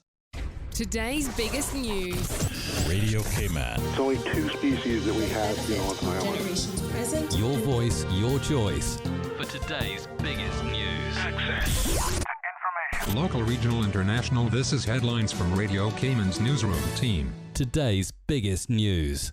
Police are investigating 2 incidents over the weekend. Around 12:20 a.m. on March 21st, 911 got a call of a serious assault on Bonaventure Road in West Bay. It was reported that 2 men were involved in the altercation, which resulted in one of the men wounding the other with a machete. The victim was carried to the hospital in a private vehicle for non-life-threatening injuries, and the suspect fled the location. About 20 minutes later, 911 got a call of a report on Seymour Road in Georgetown, where a man had been at Vic's bar when he was jumped by several men. He was carried to the hospital to be treated for non-life-threatening injuries. Both matters are under investigation. The coronavirus outbreak in New York will get worse, with damage accelerated by shortages of key medical supplies, according to the mayor. He says we're about 10 days away from seeing widespread shortages. If we don't get more ventilators, people will die. New York State has become the epicenter of the outbreak in the U.S. and accounts for almost half of the country's cases. There are now 31,057 confirmed cases nationwide, with about 390 deaths. Those are your latest headlines. I'm Karsley Fuller. Stay in touch with Radio Cayman for the latest in news and information. Follow Radio Cayman on social media, Facebook, Instagram, Twitter. Download the Radio Cayman app or log on to our website, www.radiocayman.gov.ky. Radio Cayman, your voice, your choice, your radio. Honey, our fridge has stopped working again. Everything in the freezer is melting. We need to get this repaired right away. I'm calling Brand Source Service. When you need the very best appliance service, call Brand Source Service at 623-5000. Offering service and installation of all brands and models of appliances. Brand Source Service is Cayman's source for appliance parts and repairs, with qualified and experienced technicians and the island's largest stock of appliance parts. Brand Source Service will have your repair completed in a flash. So, whatever the problem is, call the experts at 623-5000. Brand Source Service, Dorsey Drive, Industrial Park. Telephone 623-5000. Since March 2004, West Bay Pharmacy has kept their doors open to the local communities, even before, during, and after Hurricane Ivan. At West Bay Pharmacy, our staff provides so much more than pharmaceutical excellence. From the moment you walk through our doors to completing your cash out, our staff will have put your healthcare concerns at ease. We would like to take this moment to thank our loyal friends and customers. To us at West Bay Pharmacy, our patients are our primary concern. We provide thorough background checks and precise calculations to ensure your medical safety. Thank you for being a part of our family and for choosing West Bay Pharmacy, where we care about your health. We all know there's nothing more refreshing than the taste of an ice-cold Coca-Cola straight from the cooler. No one can stop me when I taste the feeling. Whether we're celebrating a birthday, promotion, or just a great meal, make each moment a Coca-Cola moment. No one can stop me when I taste the feeling. Available across the Cayman Islands from Tortuga Distributors. Make sure you ask for the unforgettable flavor of a classic Coca-Cola. A public service announcement from Radio Cayman. Coronavirus prevention tips. Advice for vulnerable people. Extra steps you can take to avoid COVID-19. If you have a chronic illness, such as respiratory disease, diabetes, heart disease, COPD, hypertension, or cancer, or are elderly, over 60, or have a compromised immune system, you can further protect yourself with extra precautionary steps in addition to prevention tips. 1. Limit guest visits at home to a few family and friends or your district community officer during an outbreak. 2. Avoid guests who show signs of flu-like symptoms. 3. Remain 3 to 6 feet away unless being checked by your healthcare provider. More importantly, remember you are supported. Call the HSA helpline on 1-800-534-8600 or 947-3077 if you have any questions. For the latest updates and information, please visit hsa.ky/public-health/coronavirus or gov.ky/coronavirus. For the record, with Orrett Connor. Initiating system. For information that matters. For the record, with Orrett Connor. Continues right now on Radio Cayman.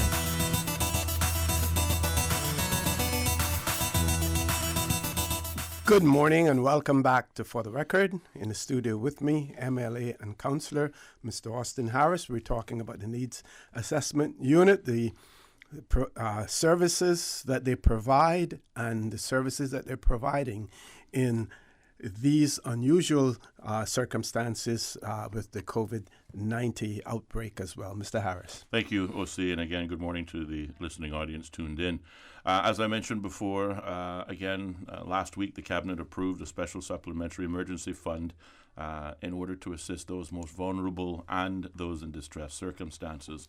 But I want to provide a bit further guidance so as to avoid what one can imagine would be the anticipated free-for-all that might otherwise go on whenever the government offers money or an increase in funding, and that is, of course, that there will still be the standard NAU means testing applied to all persons who otherwise would call in for assistance.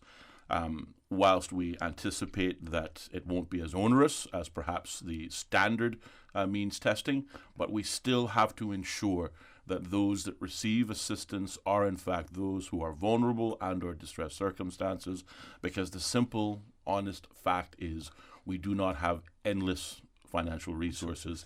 We will do whatever we can to assist our own, but it has to be those persons who would otherwise qualify for that assistance. Okay, I think we have a caller. Let's go to the phone lines. Caller, good morning. Welcome to For the Record. Good morning, gentlemen. Good morning, OC. Good morning, sir. How are you? Good, not too bad. Good morning to the acting minister, Mr. Austin Harris. Good morning, Mr. Bryan, and I'm just councillor today. The minister is in fact present on island, so I'm not acting this week. Okay. My apologies. That's all right. Thank you so much. Firstly, I'll do anything I can to support the government in respect to their efforts for coronavirus to address this matter. I'm just hoping that you can help me with some answers in respect to trying to assist with the NAU matters. Sure. If I'm clear, my understanding is that the NAU is trying to do things electronically with an application for needs of any sort. That's correct. So I have the forms that are necessary and explain to people that they have to fill them out and get them sent into the department. Am I correct? That is correct. Okay. As a legislator, obviously, we have our office downtown available for persons from Georgetown Central if they want to make the application. But it creates a little bit of difficulty for most people because they don't have access to either a scanner or a computer or even email for that fact. And that's where my office comes into play. But it becomes a little bit difficult with the whole social distancing element with helping people. My staff don't want to be infected in any way either. And then my secretary becomes at high risk, or myself becomes at high risk of interacting with persons like that. Is there anything that you think that can be done where the persons can have access to a computer on their own or a scanner on their own that they can get these things sent in? Because, we want to do this, but we're not given any medical supplies or anything like that so we can protect ourselves at the same time helping people, because it's important, particularly in my constituency where there's a lot of people who would need. Yes, no, absolutely. I think it's a solid question, and certainly one in which we grappled with at the Needs Assessment Unit. There was some discussion, perhaps, of including the forms outside the door of the office, but that was soon decided against, because certainly it would create long lines outside the building of persons in close proximity, and therefore would defeat the purpose of social distancing. Certainly, it is a legitimate question. And the Needs Assessment Unit are encouraging. This is the time where families and friends can perhaps come to the aid of those who do not have either a computer to access these services or a means of scanning and sending the documents over. Certainly, I would, in the first instance, make that plea for family and friends to provide this assistance to those persons who may otherwise require these services that they cannot access on their own. And certainly to the point that MLA Bryan has just pointed out, this is also an excellent opportunity for those constituents to reach out to their MLA and ask for assistance, because I know all in the government, and I mean all 19 members who are elected, both government and the opposition, are working with their constituents, are dealing with calls and providing assistance as best as possible, and I would just simply encourage that to continue. There was some discussion. We know we've closed a number of public places that are considered non-essential. The libraries, for example, are one of those places. Whether or not some consideration will be given to opening the library to provide computer services, scanning services, is something that we certainly will consider, but we have not received any information or guidance that there are issues accessing NAU services. But certainly, if there is evidence provided to that extent, then certainly we will provide a facility to cover those needs. Excellent. We have another caller. Caller, good morning. Welcome to For the Record. Yes, I have a comment. Go right ahead, Doc. Hello? Yes, go right ahead, Doc. Yes. Hello. Hello. We're hearing you. Okay. This is from Mr. Austin. Yes, sir. Okay. I have a few comments with you. Sure, sir. I don't believe that a one-off payment, $600, is going to help in this crisis if it continues. That is okay if it's a 1 week or 2 weeks or 3 weeks. But most of those people that you talk about also has to pay their mortgage, their car loans, their water bills, their electricity bills. And that's going to be a problem for people if this continues and they're out of work. Now, the problem is that a one-off payment is not going to help. It's probably help them to buy some groceries today or tomorrow for a week, next week, carry home. But what happens if they are out of work for, say, 2 months or 3 months? How is that going to help them to maintain their household, for instance, electricity, water, and to pay their mortgage and to pay their car loans? How's that going to help? Well, sir, thank you, first of all, for your call. Always a pleasure to chat with you, Dr. McField. Yeah. Certainly, I think you make a sound point, and this emergency funding is intended to be a short-term funding for a period of 3 months. Certainly, if the situation that we presently find ourselves is in fact extended for a period of time, then at that time we will take into consideration what additional services may in fact be possible to be delivered. But you also talk about mortgages and utilities and car loans. I'm not sure if you're aware, but certainly the government has been engaging in conversations with major service providers across the Cayman Islands, including the Bankers Association and the utility providers.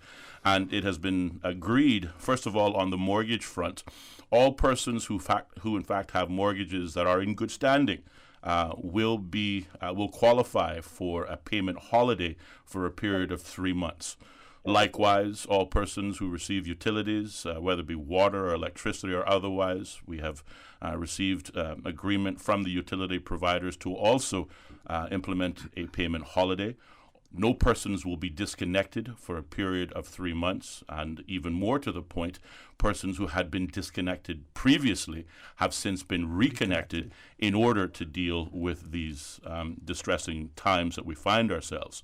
That is something that I think, first of all, we should all be grateful for and thank those providers for making that agreement and that concession during this difficult time. Notably, those concessions are in place as we presently sit here today for a period of 3 months. Should the situation worsen and that 3 months extend itself to 6 months, 9 months, 12 months, obviously additional considerations will have to be made. And to your point, certainly those decisions will be made as and when needed. So you remember when you were a talk show host? I came on your shows many times. Yes. Yes. Yes, sir. And one of the things that we talked about, and you were adamant about it too, is that we should have something to protect the consumers. Yes, sir. A consumer credit act, for instance, like they have in the United Kingdom, where the government brings legislation to protect people whose mortgage might be in default and something has happened to them, similar to the crisis that we're in now. Yes. And not by some handshake that can change tomorrow. Yes, sir. And so, do you still think that do you still support something like that?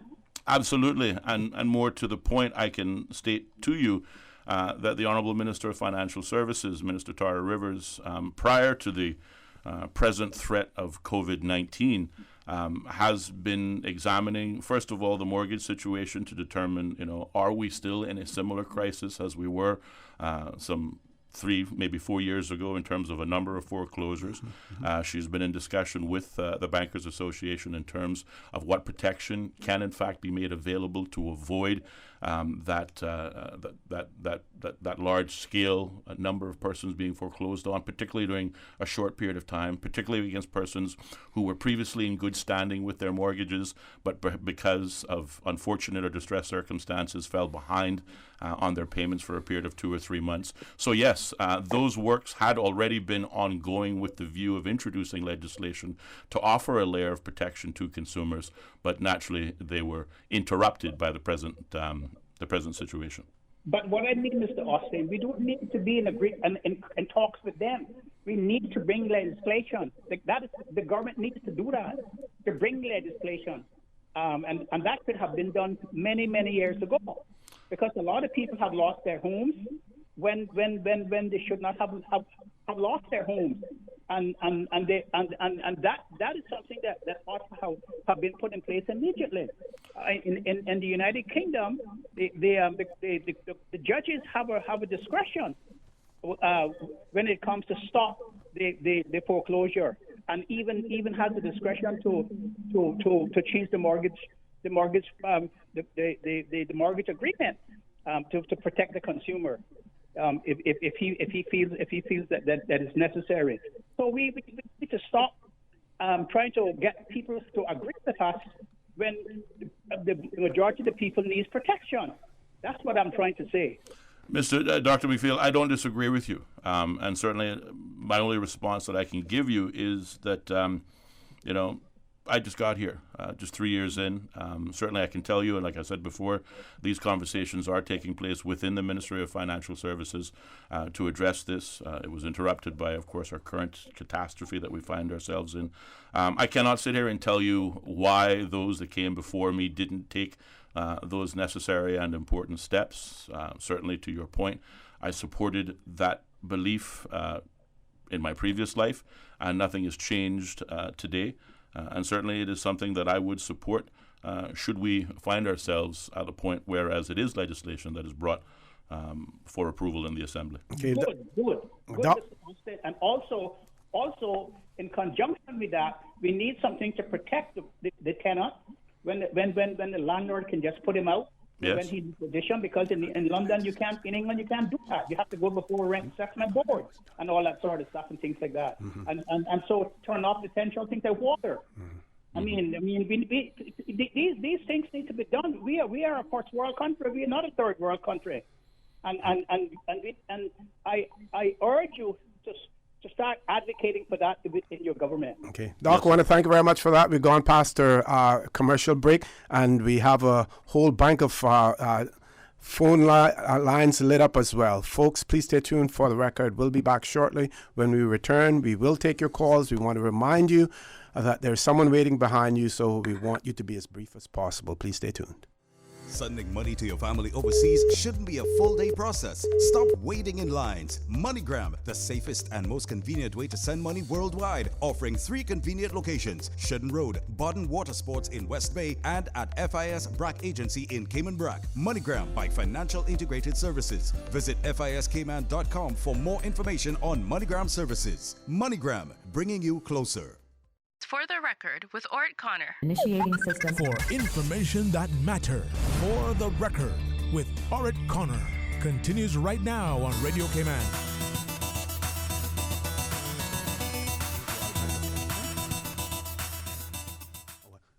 Good morning. Welcome back to For the Record. We have some callers on hold. First caller, good morning. Welcome to For the Record.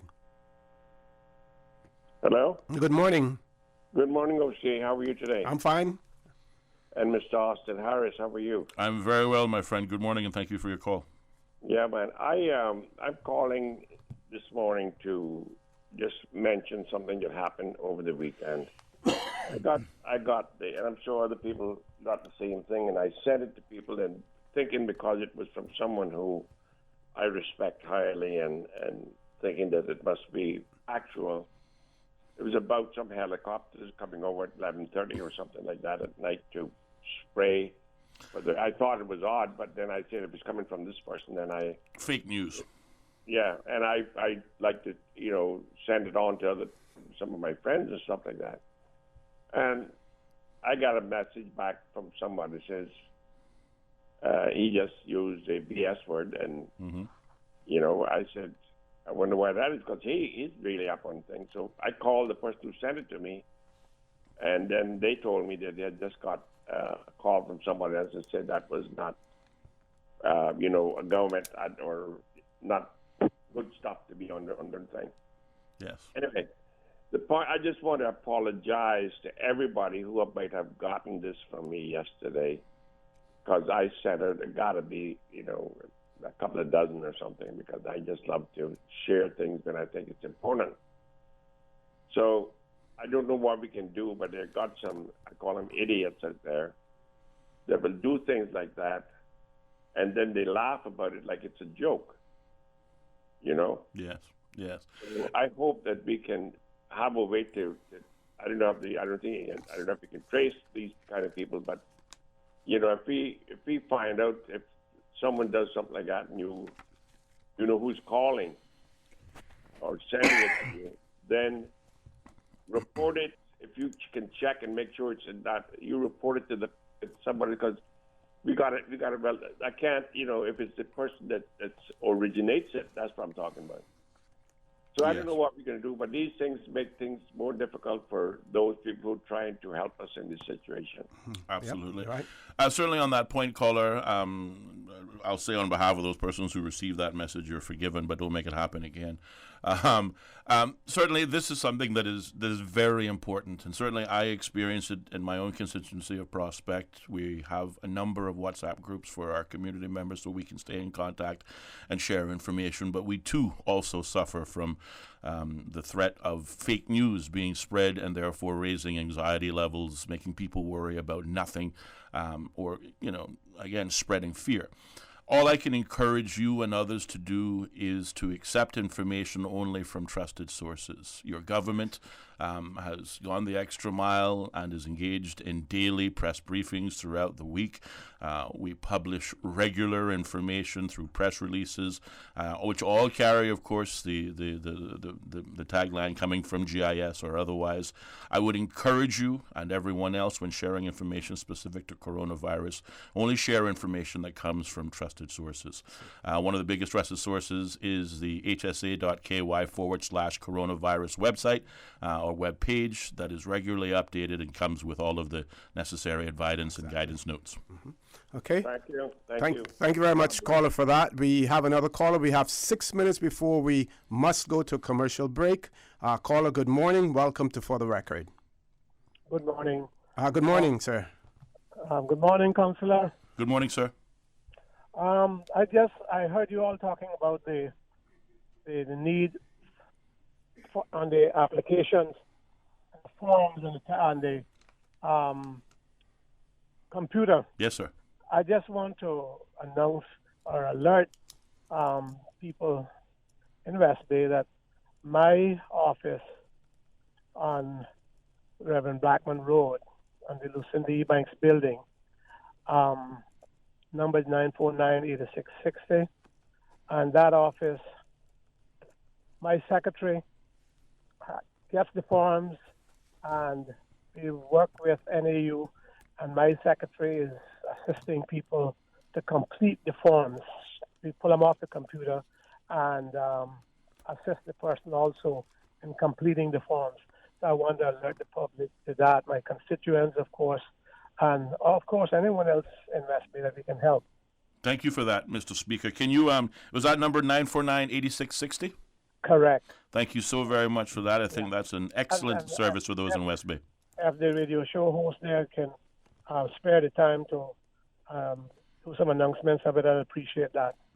Certainly will. Now, you're talking about filling out the forms. Is anything being done in terms of then getting those conveyed to the NAU? Because I think Mr. Harris was speaking to that as well. If we have real elderly, and in my constituents, and mostly in West Bay, we know who the real elderly that would need, that perhaps cannot get there, then we would get it transported, yes. Mm-hmm, mm-hmm.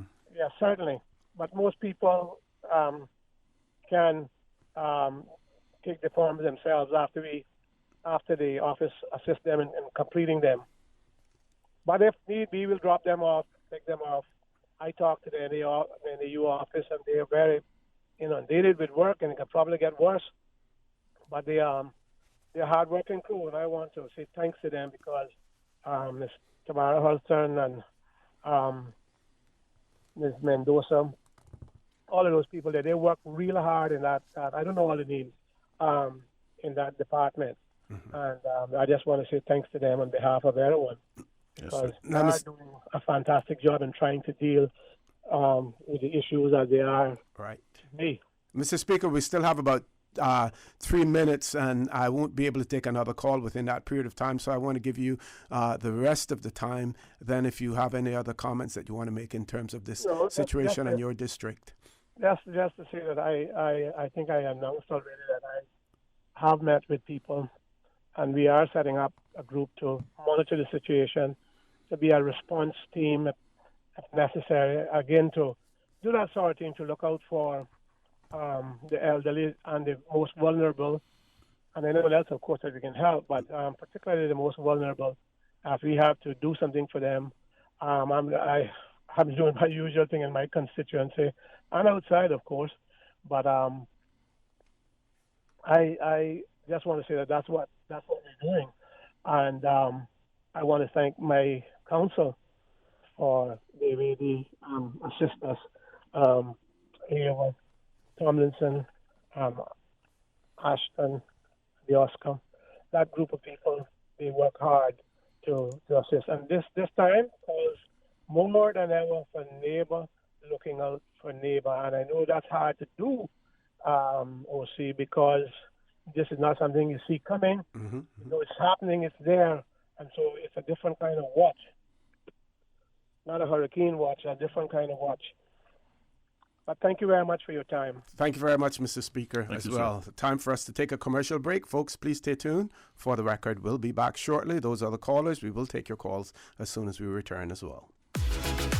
Start getting your debt under control with a debt consolidation loan from Fidelity Bank. At Fidelity, your loan decision is quick with no runaround. Plus, with competitive interest rates and fees, we will help you reduce your monthly payments and get you back to living again.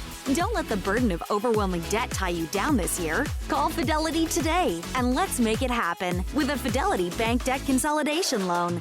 Fidelity, we're good for you.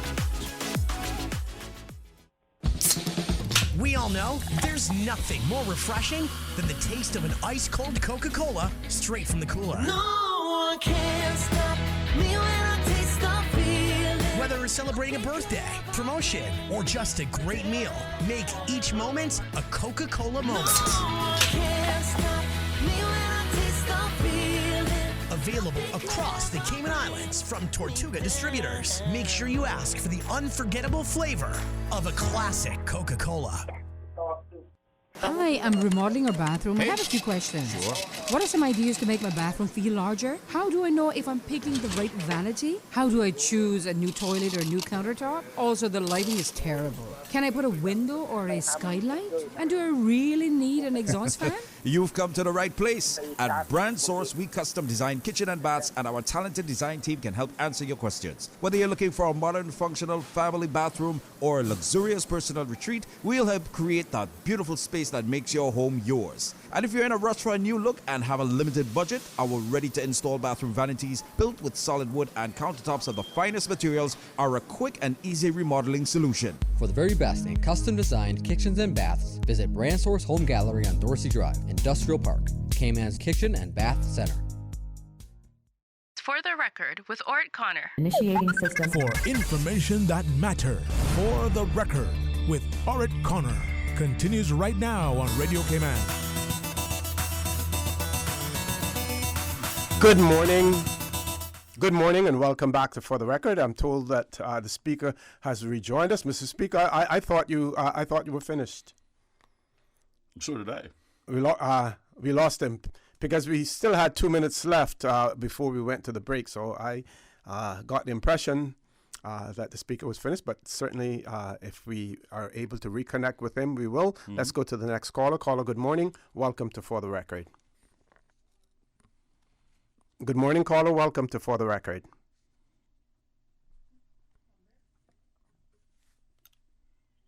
Good morning, caller. Welcome to For the Record. I think we've lost the callers. Not sure whether or not it's on our end or on their end. Mr. Harris, we'll give the mic back over to you until we're able to sort those callers out. Yes, absolutely. Again, just encouraging persons who would otherwise seek to access the services of the Needs Assessment Unit to do so via telephone. Again, I'll provide those contact information. Here in Grand Cayman, the number is 946-0024, or in Cayman Brac, 948-8758. You can email your questions to nauinfo@gov.ky, and certainly to access the forms needed as part of the means testing process, you can get those forms by logging on to nau.gov.ky. And so lastly, I certainly want to recognize and thank the Speaker for making available his West Bay MLA office to his constituents and the elderly in West Bay who may not have computer services in order to access those forms, to fill out those forms, and to distribute those forms back to NAU.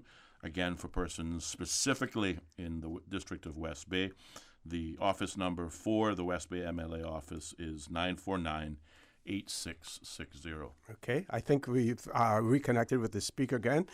Good morning again, Mr. Speaker. Yeah, sorry, listen, it was remiss of myself in saying thanks, not to say thanks to the councillor and to the Premier, the Governor, and the Civil Service, the ministers who are putting hours upon hours, days upon days on this matter. That's what it takes, of course. That's what emergencies are. But we certainly want to empathize with them and to pray for them and to be thankful to them, because government is doing a tremendous lot right now, the amount of things that is being done to assist people. And I know that it's not going to stop there, because we're not going to be able to do it. We all know that. All of us have been through these things already. My experience in these kind of emergencies, and of course this is the first one we had not the first one because we had SARS, but certainly the first one of such severity. And we want to thank the government for all that they have done and that they are doing. And Councillor, I want to thank you personally, because I know how much time you put in, how much time the Premier and that ministry is doing, because that's the ministry that is responsible for NAU and all these different things that people are expecting now. Yes, sir. And certainly we want to thank you and the Premier and the Chief Officers there for their hard work. Thank you, Mr. Speaker. Tourism also, I know, is doing stuff, and we want to thank, as I said, all the ministers. We need to thank them. We need to pray for them, OC. Thanks very much. Certainly. Thank you very much. Any other callers there? Let's take the next caller. Caller, good morning. Welcome to For the Record. Good morning, Mr. OC. Good morning, ma'am. And good morning to your guest, Mr. Harris. Good morning, Ms. Reba. How now, are you? I'm fine. I'm well. Wonderful. Great to hear your voice. Glad to know you're well. Yeah. You know why I am so careful? I love my son. He could have lived, but he didn't get a treatment, right? But an error is human mistake, and forgiveness is divine. But there is something I see people, they laugh at me with the mask and they laugh at me with the gloves. That's all right. There's something I see people doing that I have to bring it to your attention. They go to the banks. Money is one of the nastiest things. Wear your gloves. One thing I've never heard anybody announce, and this is why I call. Do you know your nostrils is the tunnel to your stomach? They say you must wash your face, but I don't hear them saying wash your nostrils. Let me tell you guys this. We were told after our case, inhale everything. Wash our nostrils out. We have to clean them out. The best thing to clean them with and eyes is baby shampoo. I hope they don't go buy all of that now. I didn't want to say so, but because baby shampoo kills germs, you know. I don't know if you guys know that. And your clothes. Take off your clothes. Before you get in your car, you spray it with that $200 perfume called Lysol. People are not doing that. They must say, but this woman is crazy. I say, I spray. That's fine. I am mad. I know that. But a kind of madness that is sensible. We have to spray our clothes. But the nostrils, and you know something? I always use salt and vinegar. Salt is good for your throat. If if you take hot salt and rub on your throat like what the old people, because that's where the cold is, you'll be surprised to see the cold. Now with the bath ride and the nostrils cleaning, please take a bath ride, put baby shampoo and wash that just like how you would wash any part of your skin and your eyes. It doesn't burn. Okay? That is one thing people have to do, is your nostrils. People are not saying that. And anytime you see people digging their nose, they don't wash it. And people are nasty and that. So people on a wash on the nostrils out. That is where all the germs, all them hairs and all like that. You all have to wash that part of you. People say wash your face. Yes, wash your nostrils. Thank you. Have a good day. Thank you very much, caller, for that, Mr. Harris. Yes, sir. And indeed, if you don't have the baby shampoo, again, I'm a firm believer in old-time Caymanian remedies. They say you got a cold, go down to the sea, take a dip, and clear your head, so to speak. It still works, and I think certainly in this time we will rediscover that we cling to those old-time remedies. Particularly when the shelves are barren from all of the panic shopping that has taken place. OC, I also want to just recognize, as we talk about assistance being provided to the public, at last Friday's press briefing, the Premier was presented with a question that specifically related to persons who are on work permits, foreign nationals, who may, in fact, be somewhat stranded in the Cayman Islands, particularly those persons whose borders in their home countries have already been closed and were therefore unable to depart the island as part of the mandatory controlled evacuation which took place as of Sunday before the airport instituted a closure of its borders. Yes. And the Premier was asked what services would be made available to those persons impacted. I just want to state, two things first and foremost. Firstly, it is important that employers recognize and understand that the labor law is still, in fact, in effect. And therefore, any foreign national who no longer has a job is fundamentally has lost their right to be in the island. So those persons who perhaps were let go by their employers, they had an obligation to leave the island on Sunday, that's yesterday, in accordance with that law. If those persons, of course, could not leave the island because their home countries' borders were closed, then that's a different matter altogether. I also want to encourage, I know the discussions have been ongoing within the government, certainly for the cabinet, throughout the weekend, dealing with a number of plans in place. I want to encourage insurance companies, particularly insurance companies who have clients with the catastrophic risk insurance, loss of business continuity insurance. I would encourage those insurance companies to treat this as a national emergency, because that is exactly what it is, and encourage them to offer those services to companies with those services in place, those contingencies in place. Whether or not there's an arrangement that can be made in that regard, again, I don't want to certainly put words in people's mouths. The government is obviously still engaging in those talks with various service providers, and perhaps this is one of those. But certainly to the insurance companies, I'd encourage them to make available that catastrophic risk insurance to companies who in fact have been paying for these services during this difficult time. It will certainly assist not only those companies, but likewise also the country in paying wages for persons who may be displaced for a period of 2 or 3 months, because again, the government does not have those resources. But going back to the Premier's announcement that yes, all persons in the Cayman Islands will be provided some form of assistance so that they're not on the streets, so that we can work towards containing the spread of this very dangerous virus that is, of course, a global pandemic.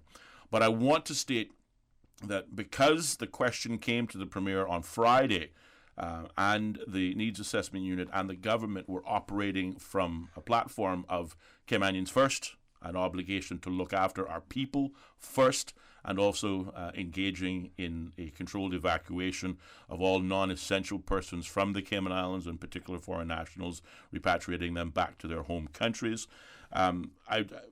A plan has not been fully developed. We spent much of the weekend considering how, in fact, we would make these services available. We considered some of the things that are presently on consideration right now is to employ work, CBC, Customs and Border Control, and the Department of Labor and Pensions in vetting those calls that may come into the system, specifically from foreign nationals seeking assistance. Again, one of the ideas that is presently on the table is, I spoke earlier on about the 27 NAU staff members who are diligently going about their day-to-day duties, in particular dealing with those persons who are vulnerable and in distressed circumstances, calling them Caymanians. We want that work to continue uninterrupted. So therefore, we are considering establishing a hotline specifically for foreign nationals who would first initially be vetted through work, through CBC, through DLP, before they would otherwise qualify for any services or otherwise that might be made available to them. For foreign nationals seeking these services, we encourage you to be patient. A plan is being developed and an announcement will be made, I believe, on or before the 27th of March. And that would be for those foreign nationals who are here simply because they were unable to leave, yes, or decided not to leave. And what about those foreign nationals that are here and continue to work? Because we see, for instance, many construction sites that are work is ongoing for whatever reason. Yes. And in other industries as well, those that haven't been shut down, that they're still there as well. So, well, for those employees who are still employed, which is why I mentioned the labor law yes, initially.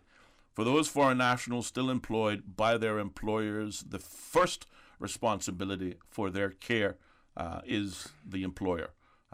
The employer is obligated to pay their salary. The employer is obligated to provide a roof over their head, to provide assistance as much as possible, because, well, it is their responsibility.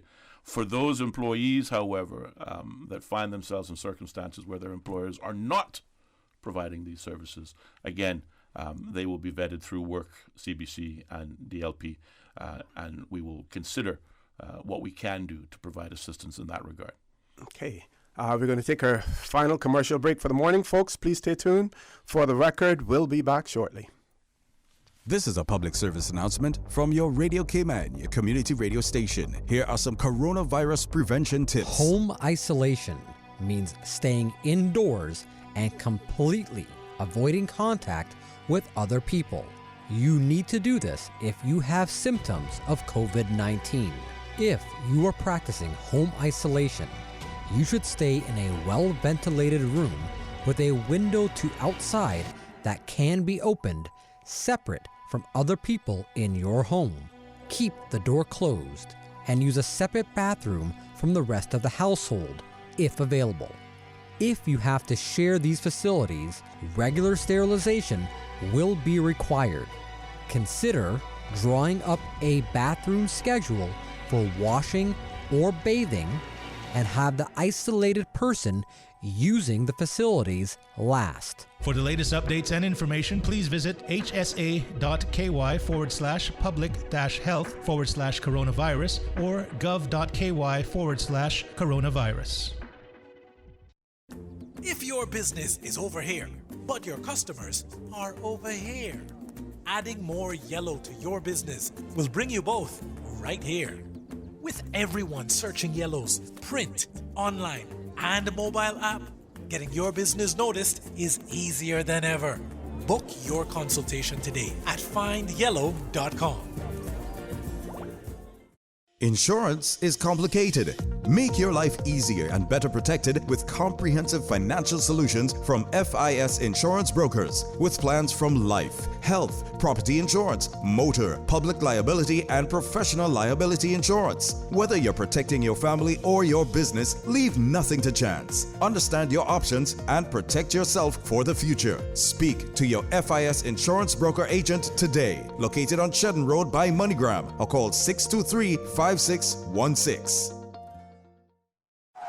Vamped Motors is putting the brakes on for coronavirus. Strong in service and safety, Vamped Motors remains open to customers and is taking all extra health precautions needed. To eliminate cross-contamination, protective covers are being used on vehicles being serviced that are then cleaned and sanitized before they're returned to owners. All test drive vehicles are being wiped down thoroughly before and after every test drive. Vamped Motors is doing these things and much more to ensure the safety of everyone who comes through their doors. They've even set up outside seating for anyone who prefers enjoying a fresh breeze while waiting to collect their vehicle. Let's all stay safe, keep our hands clean, and practice social distancing while we work through this together. Staying open to serve your automotive needs. Vamped Motors on Walker's Road. Come see us.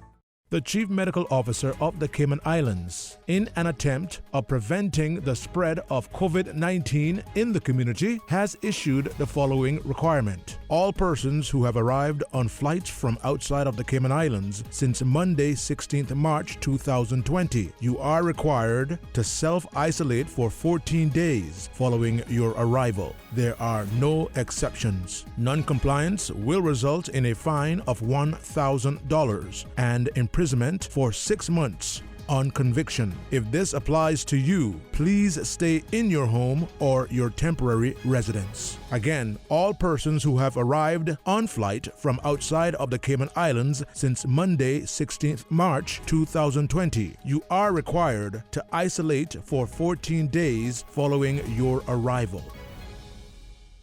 For the record, with Orrett Connor. Initiating system. For information that matters. For the record, with Orrett Connor. Continues right now on Radio Cayman.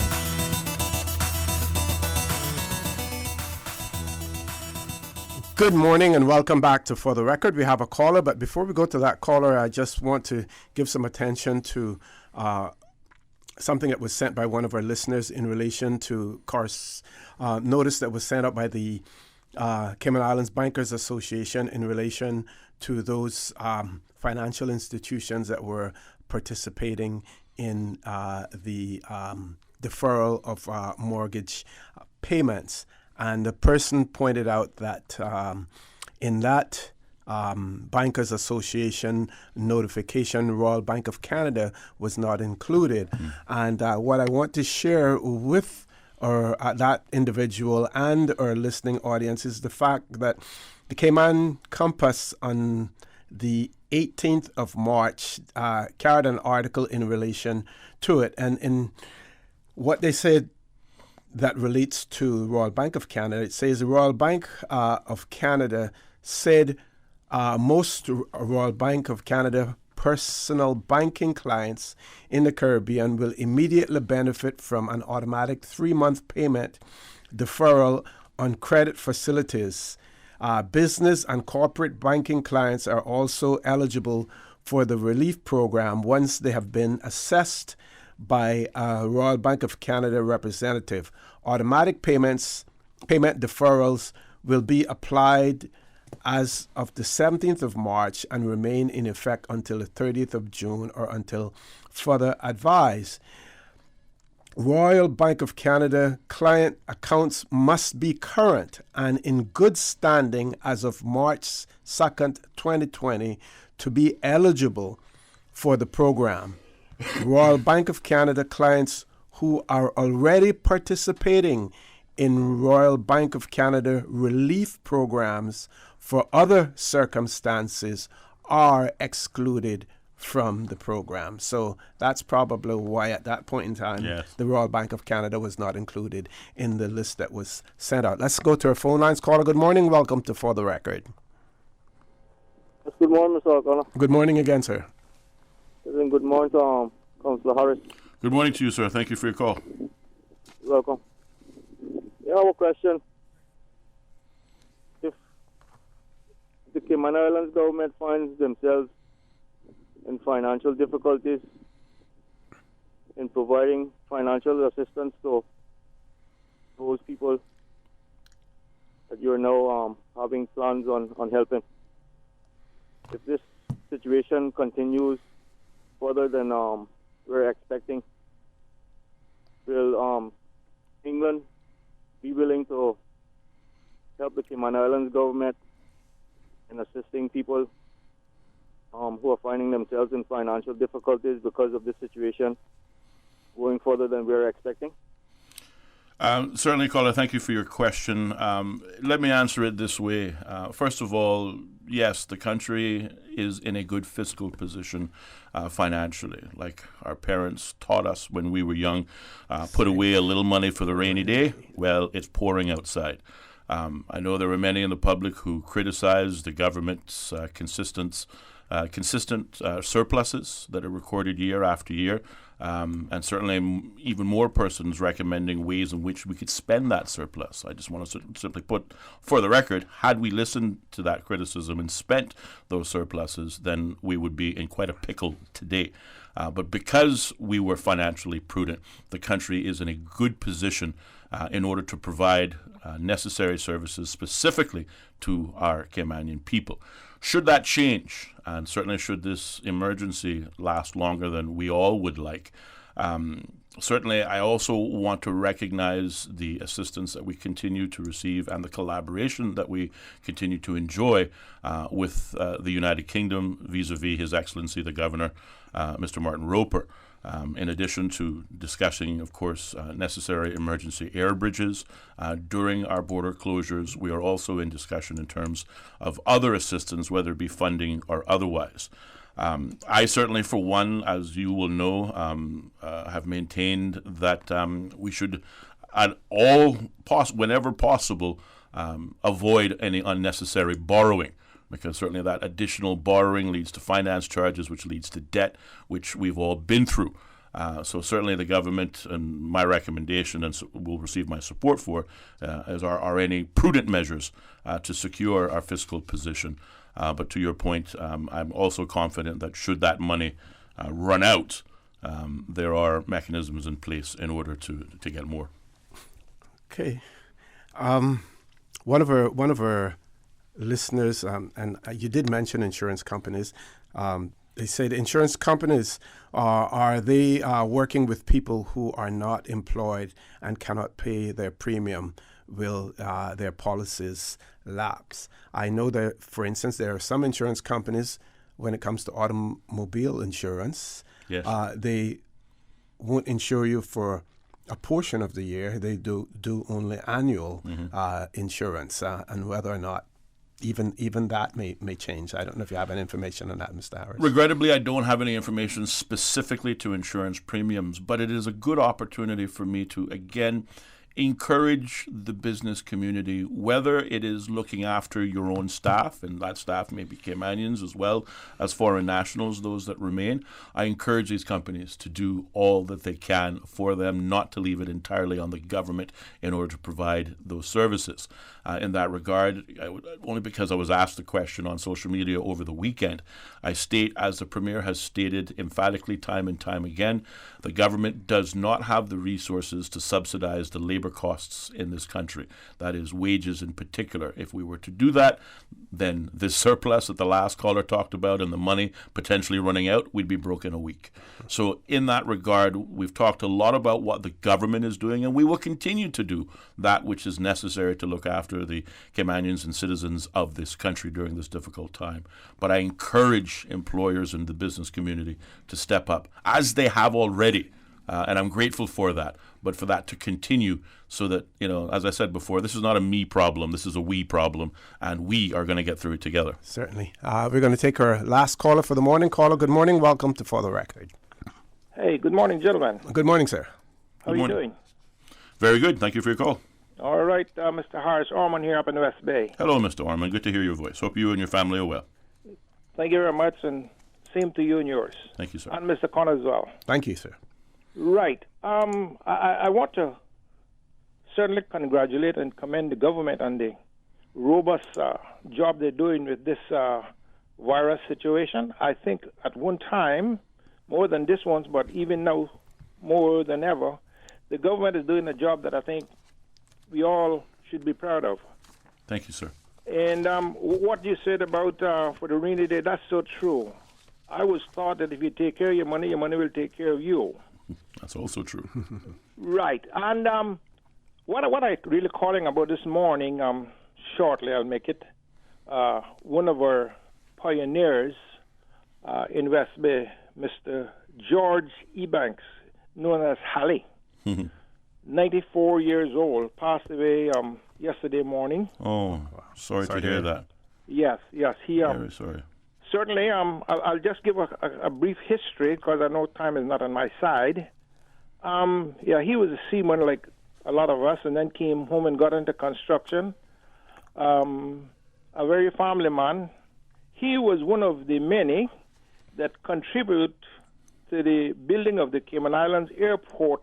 In those days, Mr. Halley Ebanks, George, gave something like £400. Okay? That's a lot of money in those days. Thank you. Yes. Captain Keith Tibbetts, Mr. Stafford Banks, and many more. I think I could probably find the rest of the names. But I want the general public to understand that Seaman has certainly, if he didn't build the island, we certainly made the foundation for this place. So I just want to offer my condolence to the family of Mr. George Ebanks, and it's going to be a difficult time with the funeral, with this situation going on. Yes, but again, he will be missing in the wider community, and especially in the district of West Bay. So thank you, gentlemen, for listening to me, and have yourself a pleasant day, and good luck to you and your families. Thank you very much. All the best to you Thank and you, your Mr. family Orman. as well. And certainly, again, thoughts and prayers to the family of the late now Mr. George Ebanks, with his passing this weekend.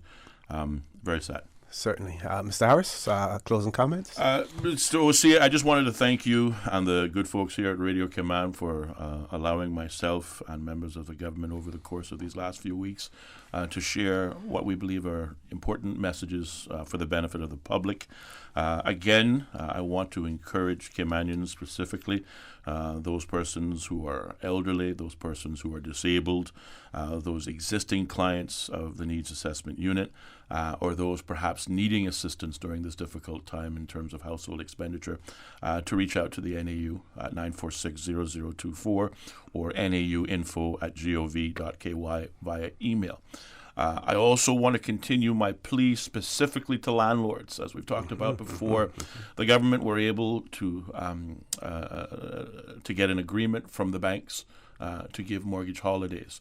Likewise, these landlords who are renting properties, whether it be to NAU or whether it be to the average citizen, likely their properties are also attached to mortgages.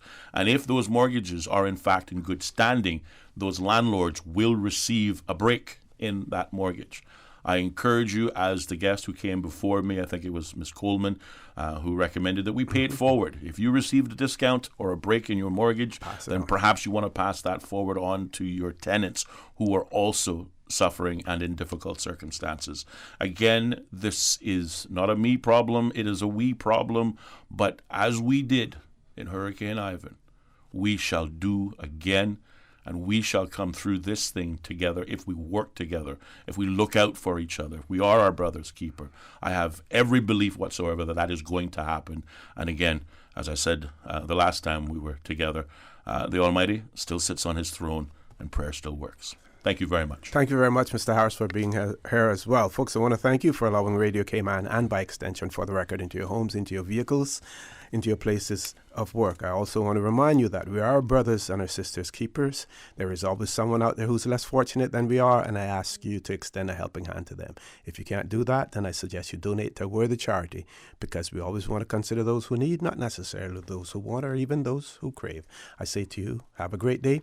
Continue to support your radio station, Radio Cayman. Join Sterling, Dwayne Banks at 12:15 for Talk Today, and as usual, we ask the good Lord to bless these three beautiful, wonderful Cayman Islands.